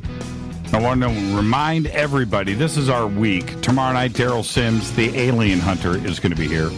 And Wednesday night, it's Richard Bleepin Dolan, our last guest of 2018. And, of course, Thursday night is Fader Night with Teresa Yannaris and Divine Frequency on the airwaves, followed by open lines all night long. Now, Tracy, we started to talk about different sacred sites around the world, and which you visit regularly. Let's go through what are some of the more important sites to visit. Okay. 7 gateways to the central sun. So we have, oh my goodness, Shasta is huge in terms of, I was sacred called up there in April, and that's where we had the direct experience. I mean, Ascension's happening there, and we premiered that film, and I mean, it delivers, it nails it in terms of this is what's happening. So Shasta, we've got, of course, Stonehenge, Glastonbury here, you've got Bolivia, you've got Uluru, you've got, of course, the Great Pyramids. For me, it's also about going to Japan as well, Tibet. So I'll run through the sites that I'm actively working with currently. So Shasta, for sure. I mean, I'm sacred called. We're going to be doing a massive gathering at Shasta just specifically for Ascension and Contact, and that'll be held in September of 2019. Egypt, of course. I mean, Egypt for me, the Great Pyramid this is where the sacred contracts of humanity are held. I mean, to experience initiation, ceremony, time, private time at the Great Pyramid is just extraordinary. I mean, and the metaphysical experiences. I have photographs of clients being initiated with these vertical beams of indigo light.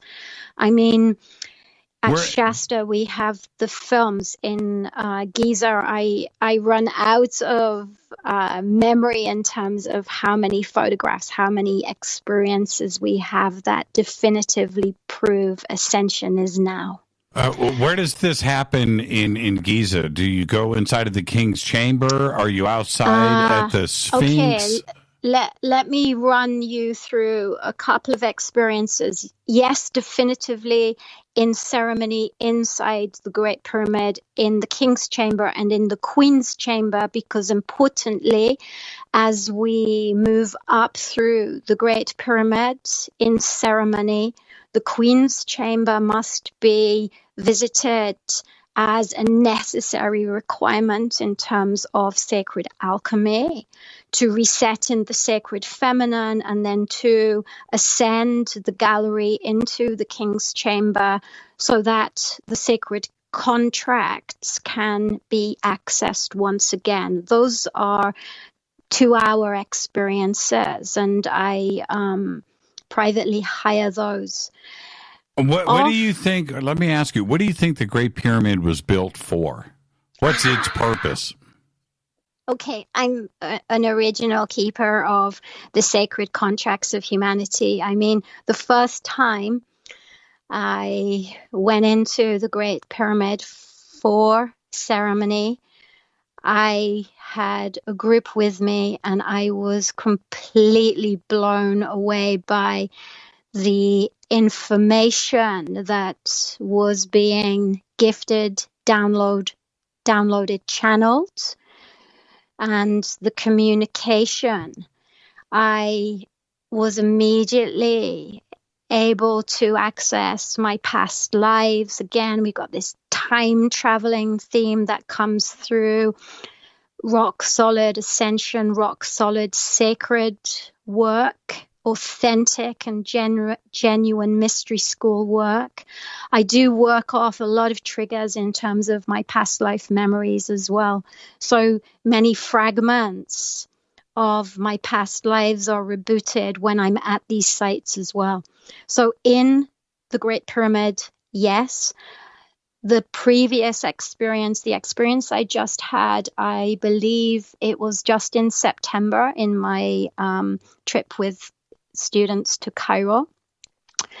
That gave us an incredible gift of understanding the current frequency of the planet.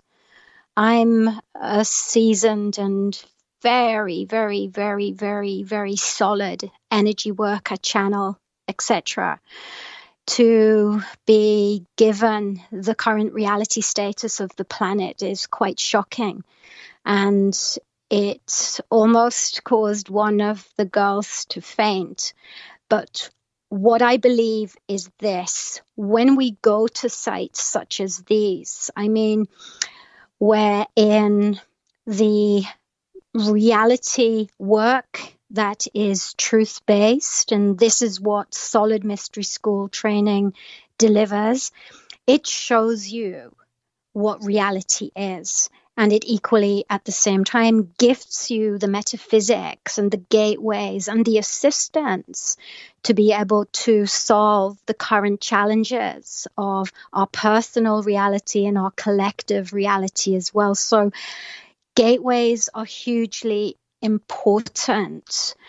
When I've been sacred called in the past, I've also been sacred called to open the 7 gateways to the sun, and that I do regularly because the gateway to our central sun is, of course, the gateway that allows us to expand to the outer limits of ourselves through metaphysical processes, through mystery school training. You have the time traveling that comes into it through real initiation work, real ceremony work, real training, consciousness training.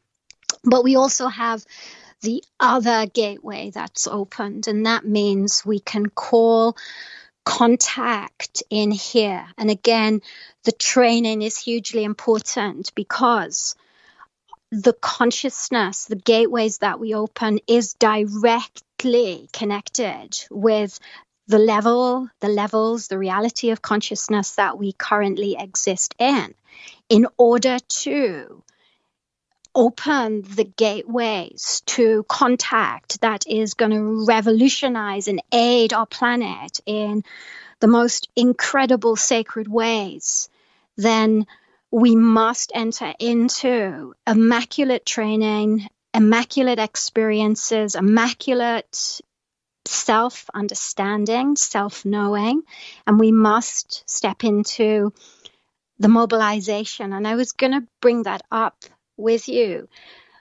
We need to stand together as experts, and we need to come together as experts in this arena, and we need to mobilize, and we need to call in contact together, because the mobilization is a critical part of tipping the reality balance so that we're not just considering ascension, we're actually consciously stepping into that gateway.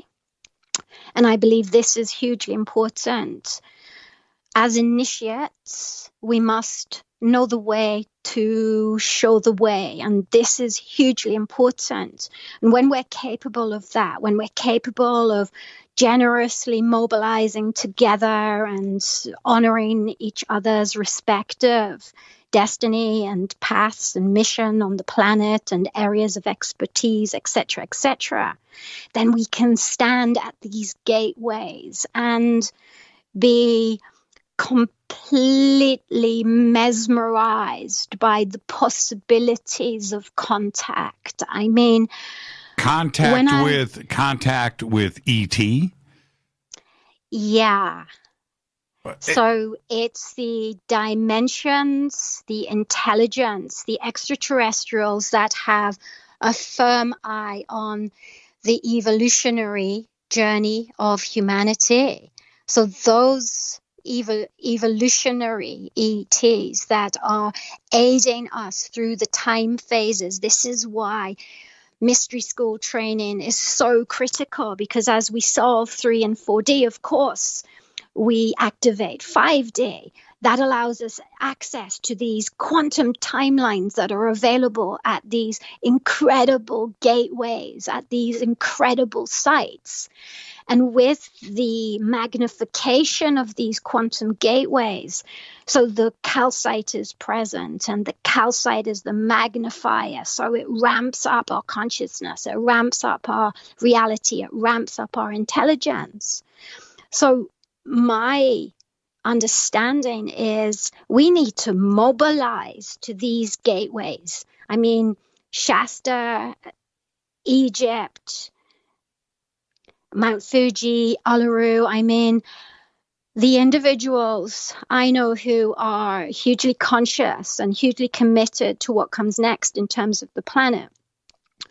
My global community is hugely dedicated, and we regularly mobilize together, for example, via the internet or via syncing up with meditation that is pro-evolution, pro-planet, pro-ascension.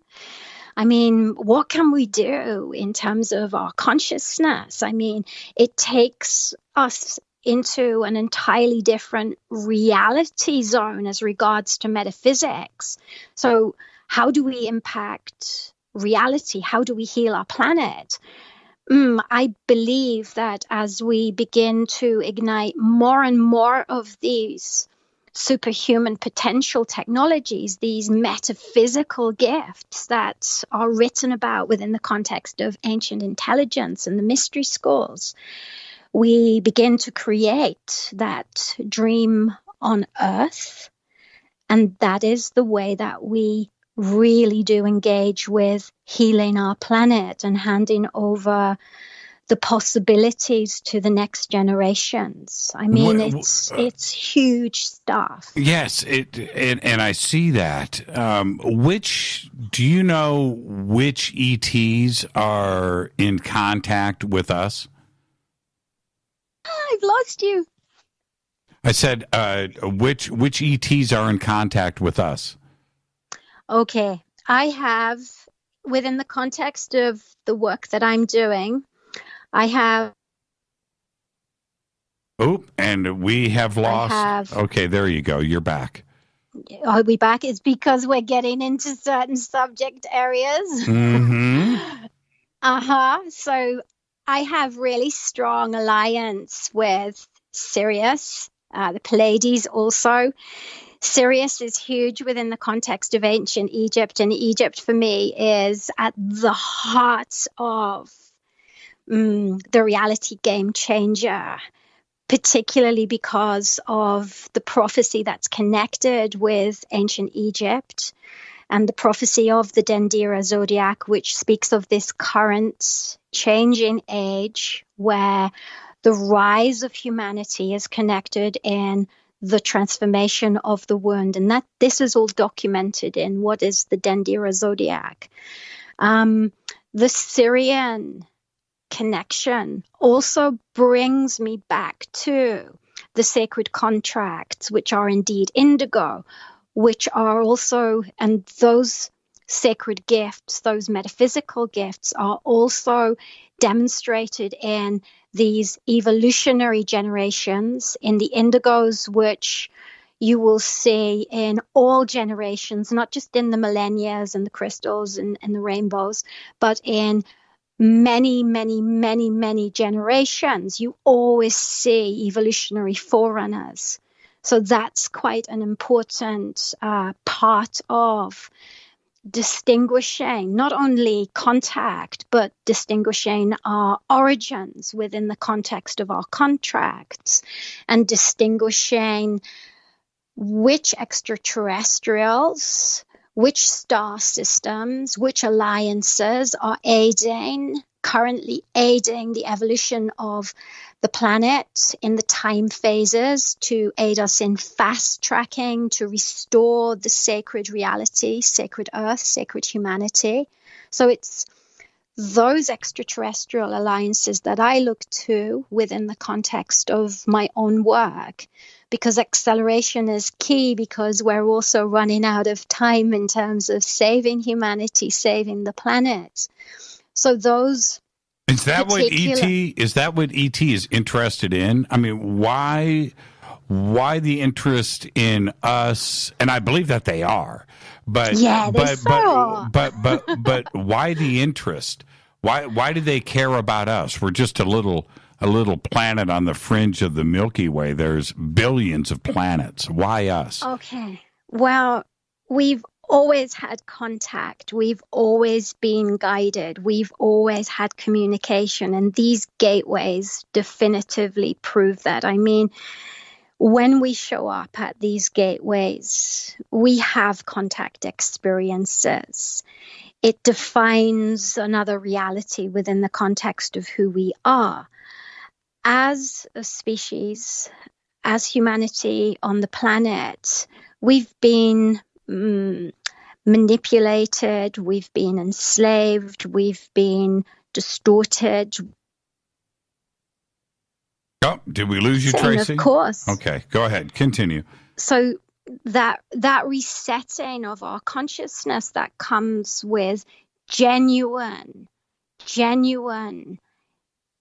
contact that is pro-evolutionary is extraordinary. I mean, the potential of your transformation, the potential of your evolution. Let me just give you an example. At Zen Awakening Festival, which was just held in November, I did a skywatch, and we set up in a very brief way to set, to reset, to meditate a little. And then as soon as we opened our eyes, contact was there. We had flyovers. But more than that, it's about the reality gateways that are open, the consciousness dimensions that are opened to us because we're activated, we're initiated. There was a guy working with us, our head of security. He had no experience whatsoever of meditation, of contact. And as he was driving around the property, of course, he witnessed contact. And to have these extraordinary experiences, legitimate experiences, what does it give us? It gives us hope that we're not alone, and indeed we are not alone. We've been led to believe that we are, and that's part of my work in terms of repairing the false matrix and the distortions. I mean, incredible experiences, sacred experiences. Contact is sacred. I mean, it's near biblical. I mean, the genuine contact experiences. Change you forever. Well, sure. I've had many, I've taken people out. We've had literally hundreds of people in a sky watch where we've had 20, 30, 40, 50 sightings in a night. Yes. All of it without meditation. Yes. In that, I think that the vibe that you project, the positive vibe, because I'm out there, I'm clowning around, Tracy. I'm goofing, I'm cracking jokes, but a positive vibe, and we have had extraordinary things happen. But to that end, no communication, right? Okay, great sightings. I'm right with you. I'm right with you on that. I'm exactly the same. I think it should be high frequency. Yes.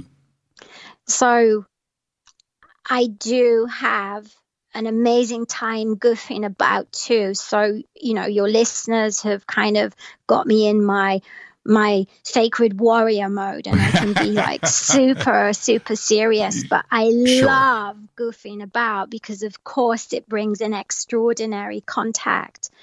But what I want to do is to take it to the next level.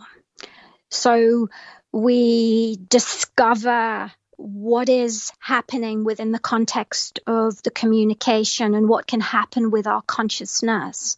Do you before we're going to head towards a break right here, and we'll pick up when we come back. When you are doing a night watch, at that moment when something reveals itself, and it's extraordinary when it happens, I absolutely love it. At that moment, are you having direct communication? Are you channeling? Are you having a direct communication with whatever those crafts are? Okay, so what happened, for example, at Shasta, I was directed to the location and the time. the site. And then the whole of the mountain started to throb. And I mean, the whole of Shasta was sparking out this incredible frequency. I mean, the whole mountain was live. And then the first ship went up, and then the whole fleet finally positioned itself over around 90 minutes. And we had a really large craft behind us, and it's coming in closer. Within the context of the communication that comes in as regards to the contact, my communication is always about saving the planet. It's always about evolution. It's always about really upscaling and activating those individuals who are with me so that they can go on in their communities to make a difference and to live their lives in a better way. So for me, contact is hugely important. The evidence is important, but what is more important is what happens when we are in that critical communication, whether it's through telepathy, channeling, downloads, however you label it. Real communication is going to take us into that on-planet contact. I mean, we had experiences with extraterrestrials on the mountain at Shasta preceding this particular contact experience. For me, I am working with developing training programs that aid us in transforming completely 3-4D and really resetting the bar as regards to our human potential and our consciousness and our frequency. We need to take a break right here, Tracy, so let's do that right now. When we come back, we'll continue our discussion on contact with ET. This is extraordinary for me. As all of you know, I've had enough of my share of contact over the years, and we will do this when we come back. Our guest, Tracy Ash, live from the UK. I'm your host, Jimmy Church. This is Fade to Black. Stay with us. Hi, everybody. This is Rob Halford, the Metal God, on JimmyChurchRadio.com. This is KGRA Digital Broadcasting Station, Salt Lake City, Utah, Van Buren, Arkansas. Poor water quality is a major health issue, and it's only getting worse. Municipalities can't keep up, standards have dropped, and pollutants are increasing. Where does it all end? It ends by keeping the pollutants outside of your home with HydroCare's advanced systems available at Wave Home Solutions. No less than the best purification materials and processes have been developed by HydroCare to provide you with healthy, clean water for drinking, cooking, and showering. HydroCare far surpasses the competition in removing chlorine, odors, iron, lead, chemicals, limescale, and much more. Don't settle for less when it comes to your water. We'll take care of the toughest water problems for you, whether it's from a city or well source. Satisfaction guaranteed. For more information, call 888-997-WAVE. That's 888-997-WAVE. Or go to bestwater123.com. That's bestwater123.com. Wave Home Solutions for a healthy, comfortable home.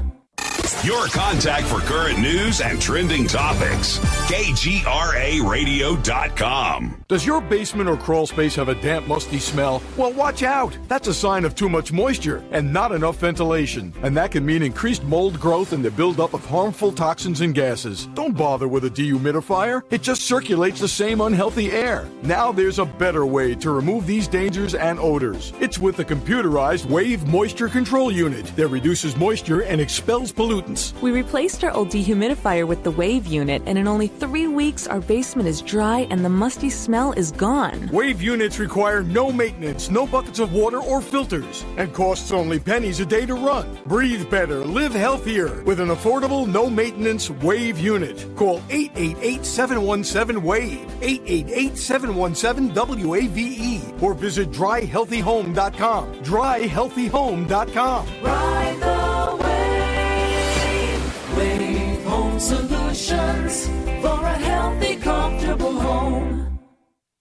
This is Jimmy Church of Fade to Black, and I only drink Fade to Black blend coffee from Rivermoon. Just click on the Rivermoon Coffee banner at jimmychurchradio.com. Promo code F2B Blend.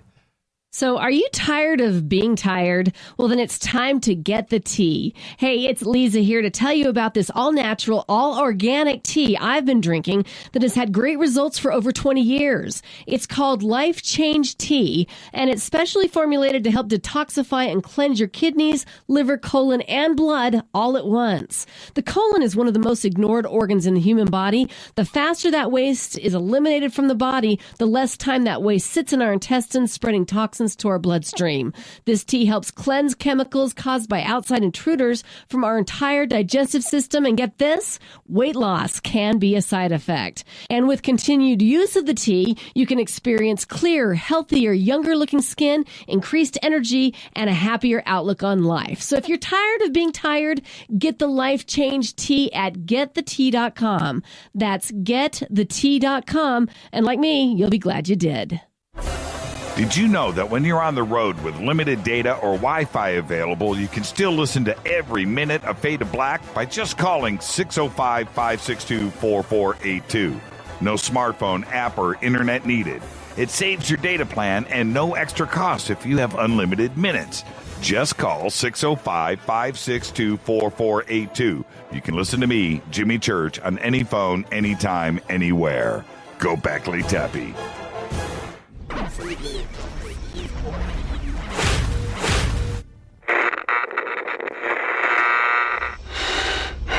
You want to know a secret?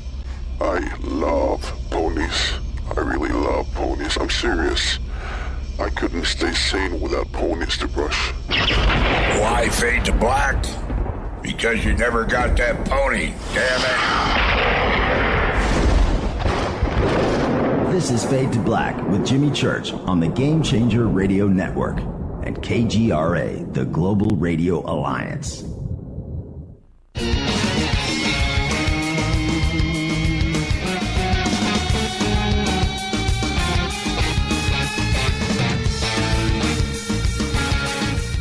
Welcome back, Fade to Black. I'm your Jimmy Church. Our guest tonight, Tracy Ash, live with us from the United Kingdom. Tomorrow night, Daryl Sims, the alien hunter, is here. Wednesday night, Richard Dolan. Thursday night, Fader Night with Teresa Yannaris. And now, Tracy, I've done so many night watches. Too many to count.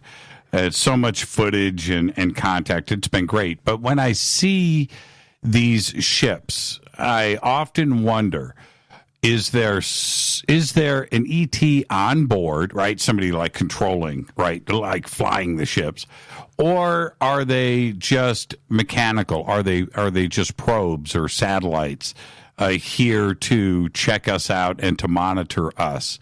What do you think? Is there an actual living biological creature on board these craft, or are they just satellites, probes sent here? Because of the nature of the 7 gateways, I'm definitively clear that it is about direct contact, for sure. So, for example, when I'm at sites, I'm also greeted by the ancestors as the guardians, as the keepers of the Stargate, and then from that comes in the contact. So as our frequency changes and evolves, the sightings that you experience, and oh my God, I just love Skywatches too. I mean, it's so fun and it's amazing because, of course, when you're working in a group, those who haven't experienced anything like it before are just astounded by the level of contact that comes through regular Skywatchers, of course. Absolutely. Yeah, it's phenomenal. I did this with my dad in summer, and he was like, wow, and he's almost 80 and he just loved it. He was just so excited. So where we have that kind of mobilization and then also ease within the context of the possibility of contact and the evidence of it also. The next stage, of course, it's contact. It's the direct experience. Why do you think, let me ask you this. When we had, this goes back many years, but one night we had something extraordinary, and there was a documentary film crew there. We had a couple of hundred people, and this ship took off from Earth, flew up into the stars. Okay, it lasted about 5 minutes. It was huge. It was big. And I walked away from that thinking to myself, if the media was here, well, I am the media, right? Okay, but I was there. But if Fox News was, if CNN was there, would they report on this contact that was just made? Would they? It was so extraordinary. And if they, I could invite them out. I went out and reported on this, and not only on Fade to Black, but on Coast to Coast. And I thought to myself, the media is listening to me right now. There are millions of people listening to me. And they are going to come back and ask me about this. Nobody asked for an interview. Nobody asked for the footage. Nobody was concerned about it. And I don't get that. And this type of contact is important. And of course, you've just stated that. It's happening, but they don't care. What? I don't understand why. It's the best form of contact that there is. I absolutely agree. Certain organizations, certain individuals will completely support this cause, which is about truly establishing that contact exists. It is genuine. Contact is here. I also feel that often our efforts are closed down, even in this arena also. So thank you for inviting me on your show, because I experienced the same. I expected there to be a lot more interest, especially in the Shasta footage, and that footage was sent to various high-profile organizations without any contact with me to pursue any investigation other than CSETI Australia. So it's fascinating that often our efforts are closed down, but what I believe is that, again, it's about mobilizing with the right individuals. It's about mobilizing with the organizations who don't want to suppress the information. It's about mobilizing groups, and I mean larger groups. It's about creating our own media vehicles and pursuing the evidence, and then, bagging that evidence, filming it, and maintaining the correct path with what is an extraordinary gateway of knowledge and humanity aid. And I think the next frontier is about pursuing the exploration of what contact means in terms of an education, in terms of my information, in terms of the prophecies that I connect with, the communication that I have with these high-level pro-humanity extraterrestrial beings that are here on planet and off, because you've just described a ship that was leaving Earth as well. And so what we must do is come together so that the information is not suppressed, it's not destroyed, it's not closed down, and we're not in yet another Ascension cover-up. So, and I believe this is kind of how you found me as well. Rita said that my name had come up in several conversations over the last few days. And energetically, we find our way to the other organizations and individuals who've experienced and are experiencing the same challenges and the same similarities as regards to contact. And all of these similarities and synchronicities, and these all need to be recorded. In fact, we need to move into a greater research model and create more groups mobilizing. In fact, I set up a New Earth project where groups mobilize.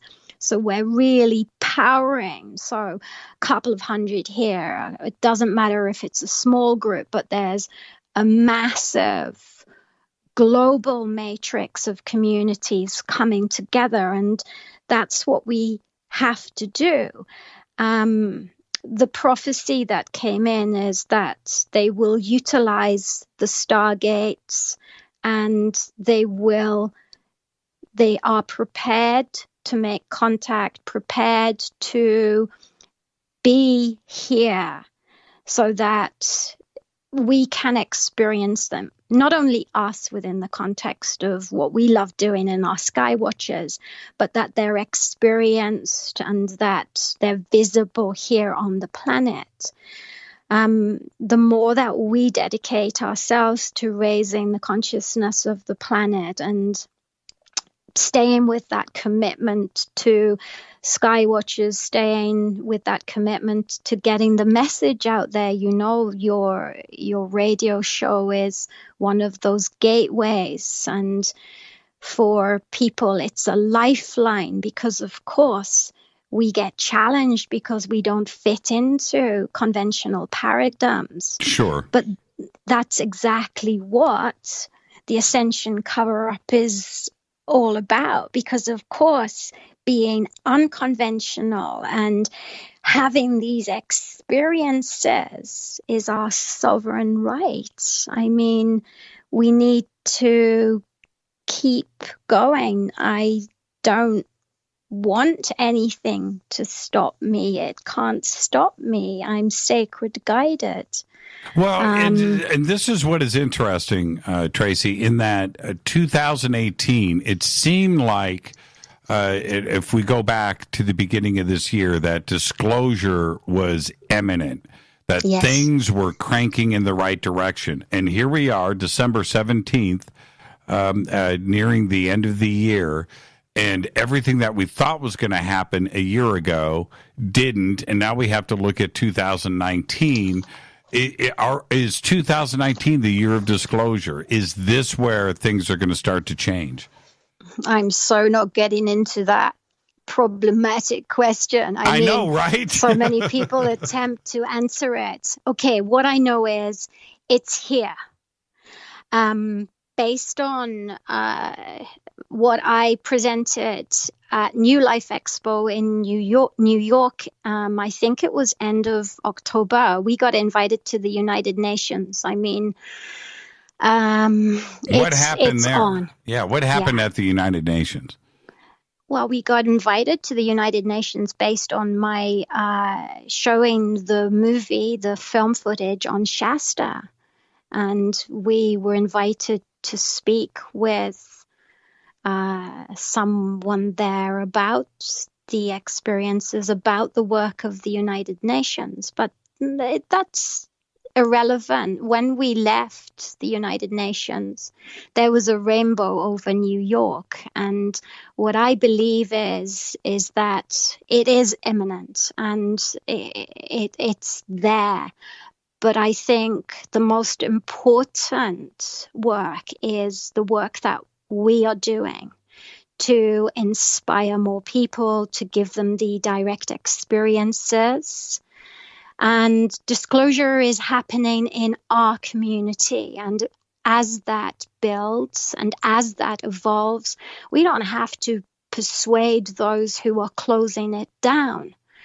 So this is how we save the planet. This is how we ensure the survival of the planet. It's not about contemplating when, it's already happening now. And if we are dedicated to our work in this arena, then we ensure that so many people during these times see themselves through that gateway of ascension and contact. No, I understand that, and I totally agree with you.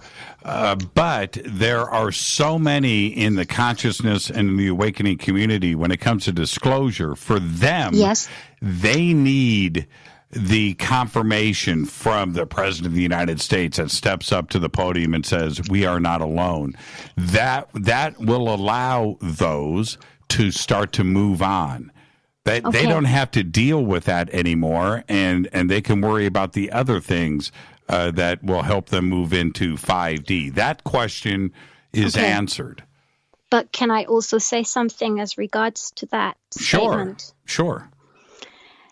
It's a 4D reality and corridor attachment. If one is waiting for the nod of the President of the USA, then you're in a reality gateway which is 4D, and that is not going to permit you to ascend. And why should we be waiting for the nod of the President of the United States or anyone else for that matter? What I believe is we become victims in this arena of data overload. And what we should be doing is pursuing our own practices, maintaining this build of contact. I mean, regular sky watchers as you're doing, etc., etc. Really build the reality. And we will open the corridors, the gateways, where disclosure is finally forced. But waiting for the nod is not the answer also. How did the invitation to the UN come about? Because someone from the United Nations was in my in the audience of the panel, and I showed the film and I spoke on raising the consciousness of the planet. And was it, this is just for me, Tracy. I got to know. What was it like? Did you go into a room, a boardroom? Did they review the footage? I had a private tour we had a private tour of the United Nations. But it's, for me, that's not the most important stuff, because the most important stuff is about change on the planet. So for me, my most amazing moment of this year, I think, is working at Zen with all these kids who are full of hope and who want to have contact experiences, and they know that it's real, and those kids need to be mentored and guided. So it's all relevant and non-relevant in a sense. I am prioritizing the work on training people because I believe that's a crucial part of us untangling ourselves from conventional laws that restrict us, even in this arena, even when we believe we have trained a lot or read a lot, etc., etc. And I think that's also one of the problems when we have a massive leaning towards 3D education. Of course, we'll be waiting for Ascension to happen because it's an initiation which comes with really inwardly looking at our contracts of destiny, our life lessons, and resolving any outstanding wounds. Well, look, if I took a private tour, if I got a tour of the United Nations and they were asking me about ET contact, I would think that that's pretty cool. Yeah, it's cool. That's it? Oh, that is too funny. But you know what I love? I love contact. Well, So contact for me brings extraordinary gateways, corridors. It brings huge leaps in our awakening, our human potential, our reality, our journeys, our love as human beings. And so I'd rather be in sacred contracts with other human beings who are radiating love on the planet, and who are a joy to be with. The other stuff is incidental. The gateways, the stargates, the power sites. And you're right. Humanity, where individuals are clearly redefining what reality on this planet can be. That's the stuff that I am so passionate about. Why do you think there's so much anger right now? The planet seems to have absolutely spun into entropy, where I'm not even sure if the wounds can be repaired. Why are we just so angry right now? Well, this is why aid is becoming more available to us. Wherein, and I see clients a lot in terms of the more complex nature of the wound, and I'm able to detect unresolved wound where perhaps you as an individual, you've seen maybe a lot of people, etc., but they haven't been able to resolve it. What we're in at this time is we got a backlog of incarnations that have frequency distortions, which are all connected with our existence on the planet repeatedly through incarnations that have been definitively hijacked by an elite power agenda. And what I'm seeing with my clients is this I can trace back through multiple lives, and that's what we're currently cleaning up, and we're being forced to clean it up as we stand at the gateway of evolution. It's huge stuff. So that there's this huge reset in terms of this is your sacred destiny. And so, yes, you're absolutely correct. The 3D is super surfacing because, of course, the hijack and also at the same time, the cost to elite power, the false matrix, is huge if many more of us wake up and understand that we don't need to be enslaved any longer. Anger is what is the control. It's the low frequency device. So as we are unable to resolve our wound, then that anger can grow. So it's hugely important to be guided, to be mentored, to be aided by individuals who can help you to see your blind spots, help you to navigate the wound, help you to finally resolve. But again, there's multiple factors that come into play with this.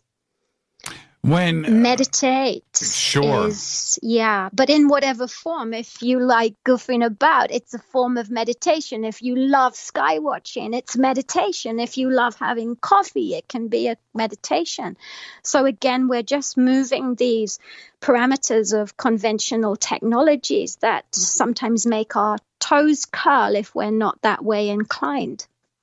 So, and okay, we're going to be coming to an end here. And before we get there, I want to thank you for this amazing conversation tonight. But if as quick as possible, this may be too long of an answer. But if we don't come together, if we don't figure this out, what happens?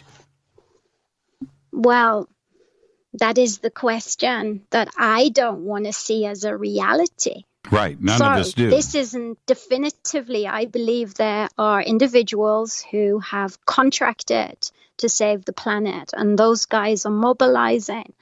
And what I'd like to suggest to you is that we find our community and we come together. Conscious Life Expo is massively supportive of the work that I do, and They support my workshops, and I'm doing post-conference. So there are pockets of incredible people and organizations, and we all need to come together. We need to come together in our expertise and our passions, and we need to share the information, but also more importantly, we need to mobilize to generate that high frequency, whether it's, as you say, skywatching, whether it's about raising the frequency through the community and the friendships that we have, whether it's about doing legitimate and solid and genuine metaphysical training, so that we're all under an umbrella that distinguishes us in our values for evolution. I think that's really important. I'd love to invite you to one of our gatherings. I'd love you to be a speaker on one of our panels. I really want to bring communities and people together who have the world at their hearts. Yeah, and that's what's so wonderful about the Conscious Life Expo is that, you know, you have 10, 15,000 people that gather, that are there for the positive energy, and it is just an extraordinary thing to experience. And for those that haven't done it, when you get there, the second you set foot and you walk in, you feel the vibe. And that is what is so amazing about the Conscious Life Expo. And we'll see you there. I can't believe it. In just like a month and a half, right? Yeah, it's family. I mean, it's been such an amazing gateway for my work. I mean, it was the first expo I ever did in the States. So it's so close to my heart. And it's family, it really is. Well, I look forward to meeting you and hanging out, and we'll be doing it. And safe travels coming over here, but it's just 6 weeks away. 6 weeks you're going to be here. 6 weeks. I know. Have a gorgeous Christmas too, hey? Happy holidays, Tracy. Thank you so much. A great conversation tonight. Thank you so much. Thank you. And I'm going to take a break right here. Tracy Ash. Now, her website, of course, is tracyash.com. The links are over at jimmychurchradio.com. I'm going to take a quick break. I'll be right back. And let's just have a chat. I'll open up the phone lines. Thank you, Tracy. Safe travels. We'll see you at the Conscious Life Expo. It's Fade to Black. I'll be right back. Stay with us.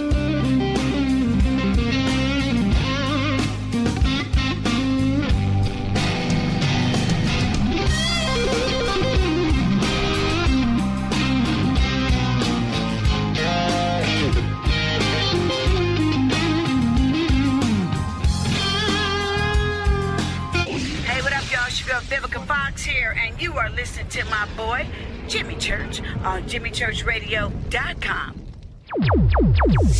Despite popular opinion, reading a book will not make you smarter,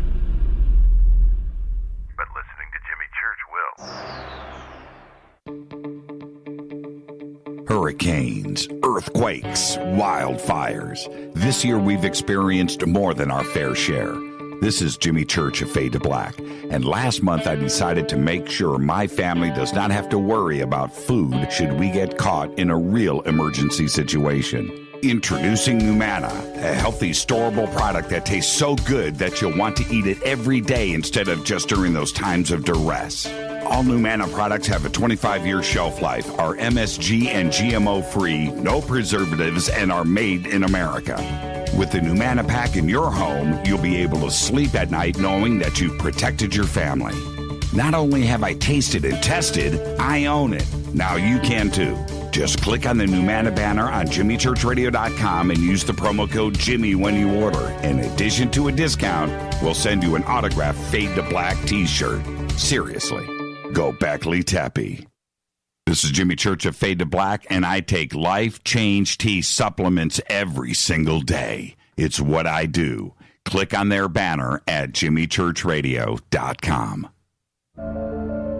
When you take the beans from Central America with dashes of Indonesian and African mixed in and then roast it to the dark side of Fade to Black, you create the ultimate brew of fringe. Introducing the Fade to Black blend from River Moon Coffee.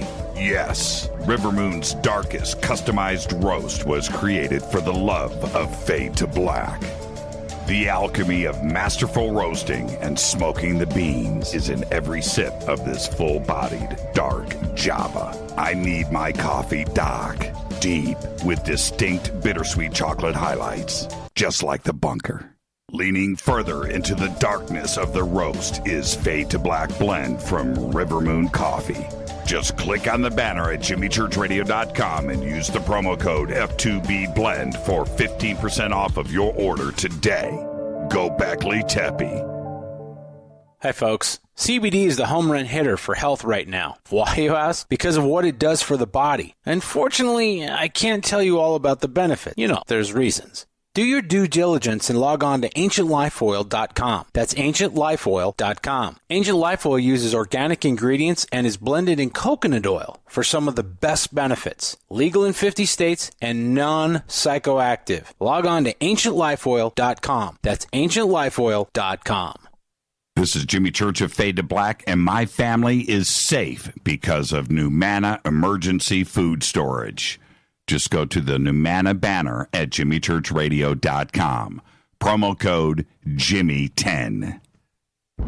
Are you intrigued by paranormal talk radio? You'll love the new paranormal radio app from TalkStream Live. You'll find a great selection of talk shows covering UFOs, ghosts, strange phenomena, and much more. Download the paranormal radio app now and start listening to the very best in paranormal talk entertainment, including the network you're listening to right now, the Paranormal Radio app, free in Google Play and the iOS App Store. Erica, Brittany, Gabby, and you're listening to JimmyChurchRadio.com. It's not a lifestyle we chose. We were born this way. KGRARadio.com.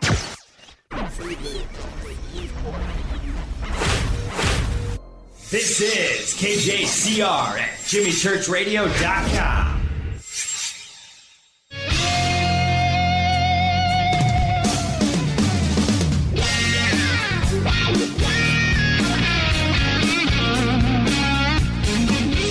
All right, welcome back. Fade to Black, Tracy Ash. TracyAsh.com. She will be at the Conscious Life Expo coming up in February. You can get all of your tickets and info. Just click on the banners at jimmychurchradio.com. All right, I'm opening up the phone lines, 323-825-5045 or 323-275-9695 or where are my phone numbers? 818-921-6929. Very interesting conversation tonight. And this is the thing with someone like Tracy, in that it's so committed, so definite and so defined that sometimes even for me it goes right past me, because I know that the intention and the contact and the reality of it is right there and it's in front of us. And you have to get into that zone and you just have to accept and be there. And that's exactly what she was saying tonight. And then you get it. You know, just get into the zone. Go right there. Get into the zone. Let's go to area code 4. Is it 479? Yes, Jimmy. This is Jan Erik from Oslo. From Oslo. Norway. Okay. How are you, man? Norway. Hello, Jimmy. Good evening. Good evening. Great conversation tonight. Oh, my God. It's amazing what she's telling us now. But it's so true what you're telling now. We are now in this time we can experience all this, but we need to get to the community where we meet other people who are on the same level, who are actually beaming out love. And this is very important. Yeah, and I think that's exactly the point. And I know, through my own experiences that I have gone through, when you get a collective together and everybody is cool, right? Everybody is cool, and you just get it together, things happen. And there's a vibe, and there's a thing that goes on there, and it is very, very real. It's the same thing when you're up in SETI ranch. It's the same thing. Everybody is together to experience, to be together, and have this love effect on each other. Because therefore you are attracting to these places. This is why every people meeting around who are awake to this phenomenon, who we actually going through now. Now, you're in Oslo, and I can imagine right now you guys are like in darkness, right? You're full on winter right now. Yeah, we are now 6:30 in the morning, and it's so dark, but we have a little snow. And we are now have a very hectic week because it's Christmas in a few days.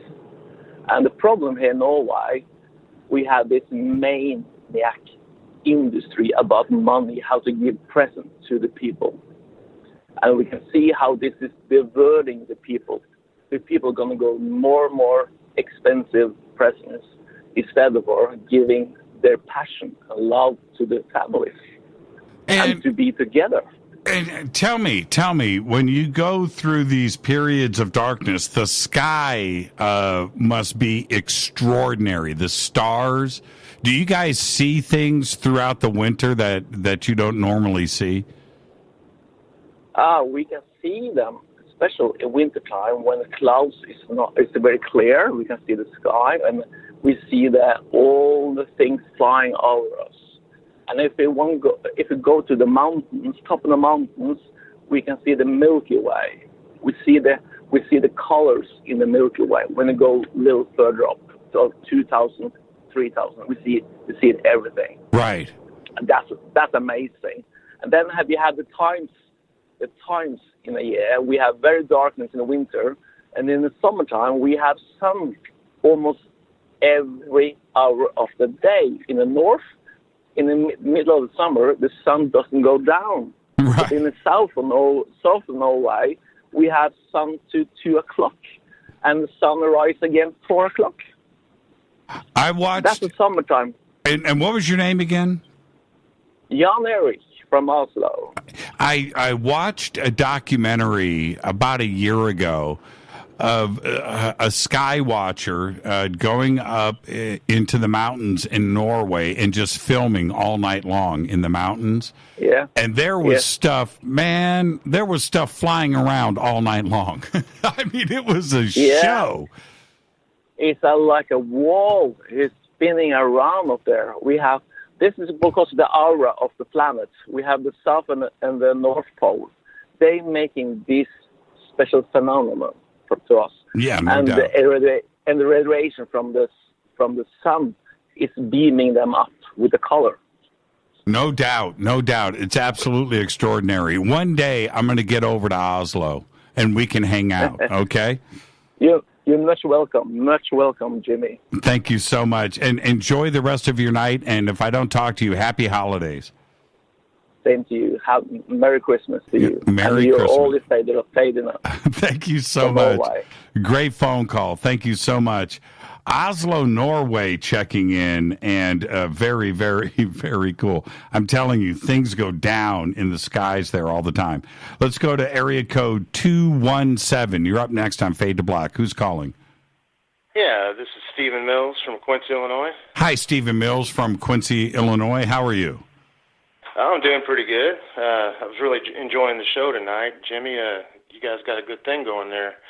It's kind of the first time I've actually listened to you guys, and I was really impressed with what Tracy was talking about. And I was just thinking, to try to get this kind of thing out there, more. I think people need to, if you're really passionate about getting more people involved in this kind of thing, I think, people should just, do some research on the internet, find things that are related to this, share it on your Facebook, stuff like that to get, more people involved. And I think we can reach this ascension that, she's been talking about. Have you done any sky watching? Have you gone out there and made contact yourself? Yeah, I've gone out and I've I've tried. Basically, just out in my backyard. I live kind of far out, and you can't see a lot. And I've had some experiences where it does almost seem like, if you really use some of the methods, that I'm a big follower of Dr. Stephen Greer also. And, use some of those methods and stuff. It seems like things all of a sudden start showing up. And I'm almost into the believing that they almost kind of interact, with your thoughts. And it's really, really cool when that kind of thing happens, What have you seen, Stephen? I've just seen lights. I got a flashlight. And I've actually flashed, my flashlight, in the sky at them, and I've actually seen them flash back at me.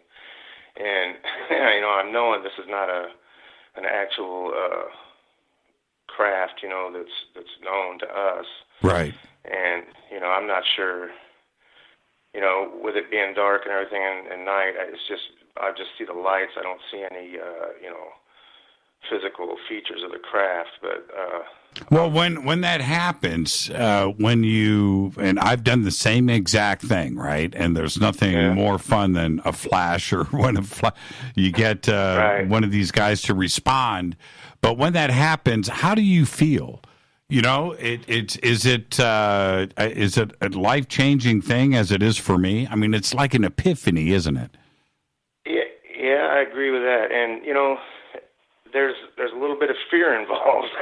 Absolutely. Because I started out with a feeling of fear. Like, man, I'm going to run in the house because I don't know what this thing, is going to do. And then that's when I start with the positive thoughts, and the peaceful, peaceful thoughts, and trying to maybe possibly, relay your consciousness to, if there's something flying that, vehicle, trying to keep it positive and see if they, if they interact with that. Well, yeah, you never know. You zap them with the flashlight or the laser, and the next thing you know, this thing lands in your backyard, and you're never seen again. Right? So that would be something. I would love for that. I'd love for that to happen, but I don't know if I would probably run in the house scared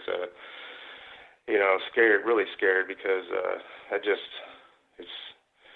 it's a little bit more than I think I could handle right now. But, I'm trying to keep, be ready for this kind of thing, because I think it's just a matter of time before this kind of thing is going to be happening more and more. I totally agree with you, Stephen. And if I don't talk to you again, have a great, safe holiday. Okay, thanks a lot, Jimmy, and keep up the good work, man. I love your show. Thank you, Stephen. Seriously. Yeah, take care, man. Have a great holiday. Goodbye. That's a great phone call right there. And he's absolutely right, though. You go out there and you flash, you zet, you do your thing and you get a response back. You don't know. It's fun when it happens, but you just don't know. I mean, what if that's the moment, right? Well, hopefully you're shooting video, and before you're taken away on the ship, drop your cell phone. Drop it on the ground so everybody knows what happened. Let's go to area code 631. You're up next on Fade to Black. Who's calling? Hey, what's going on, Jimmy? It's Joey from New York. Hi, Joey from New York. How are you? I'm doing well. How's everything? It's a great night, man. That was a great conversation, wasn't it? Yeah, guys, awesome. Yeah, I was calling you.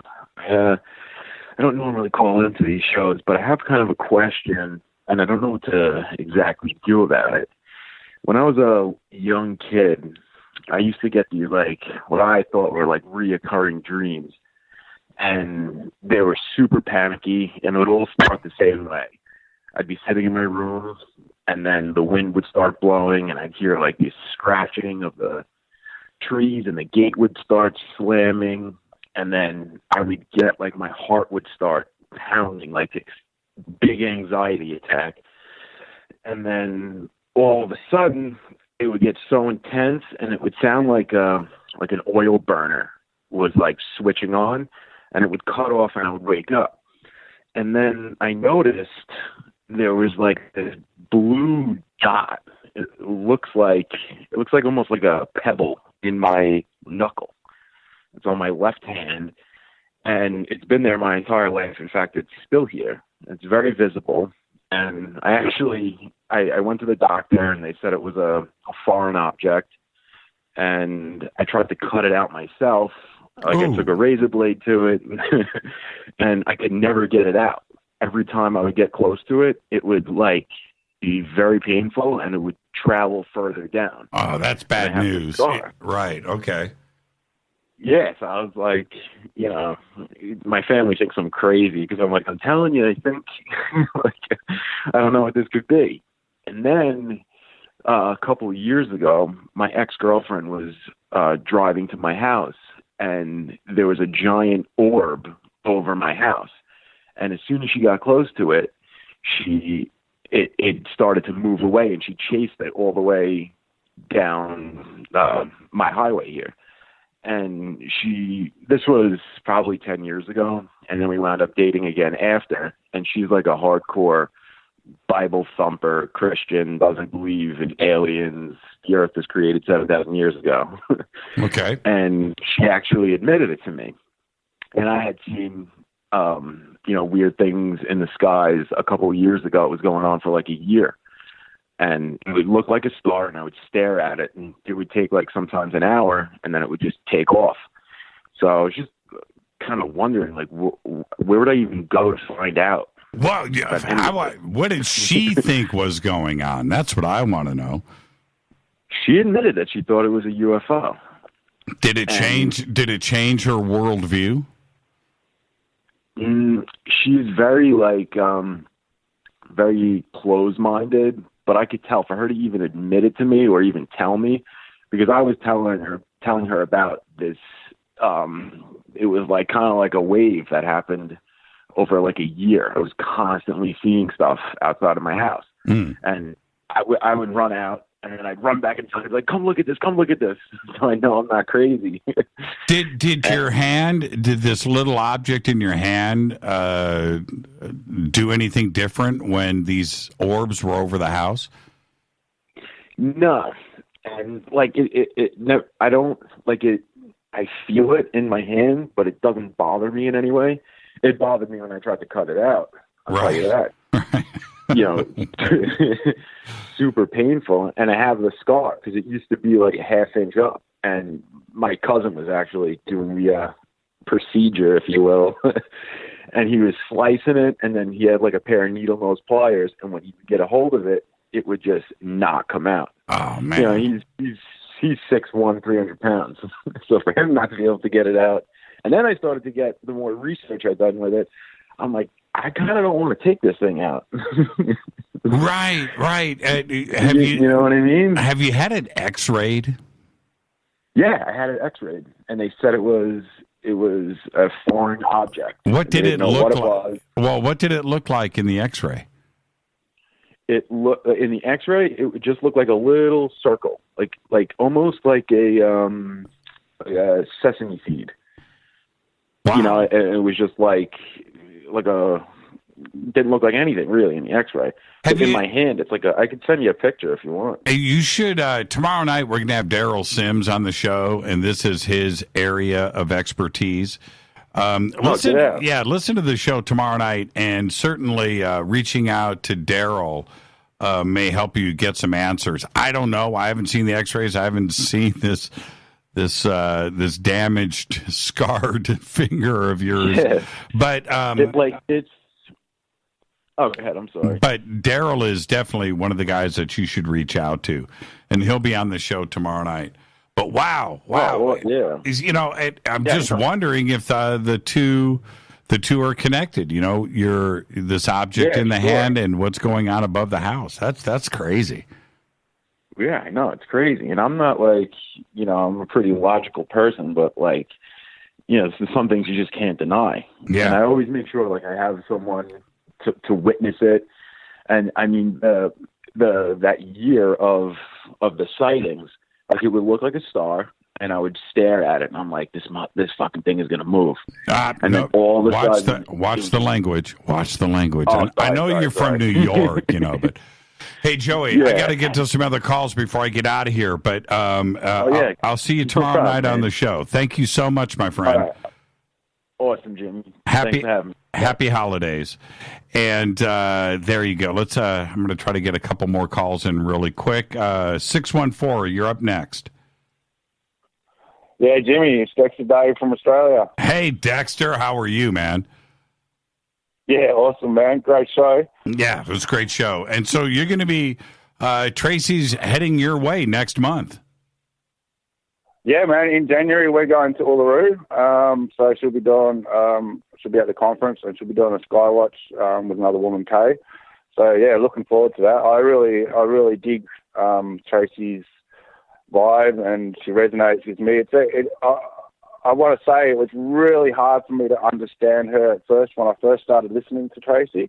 I've been sort of listening to her stuff for about 6 months now. But it really takes a lot. You really got to switch on and listen to what she's saying and connect. A lot of people say she hasn't answered questions directly, but that's just her style, is to explain things in detail, if you understand what I'm saying. I do. I'm totally with you on that. Look, I felt the same thing as a show host and somebody that's done an awful lot of interviews. Everybody's got their own way of answering. And it does me no good to go, well, wait a minute, let's go back. You didn't answer. You know what? She answered the question in her own way. And that's right. I'm totally cool with that. But I understand. Look, the audience as a whole, when I ask a question, they are expecting a direct answer. Who built the pyramids? Well, so-and-so built the pyramids. Well, you know what? You've got to go. She understood the question. She answered the question. Yep. that's it. I'm totally with you on that.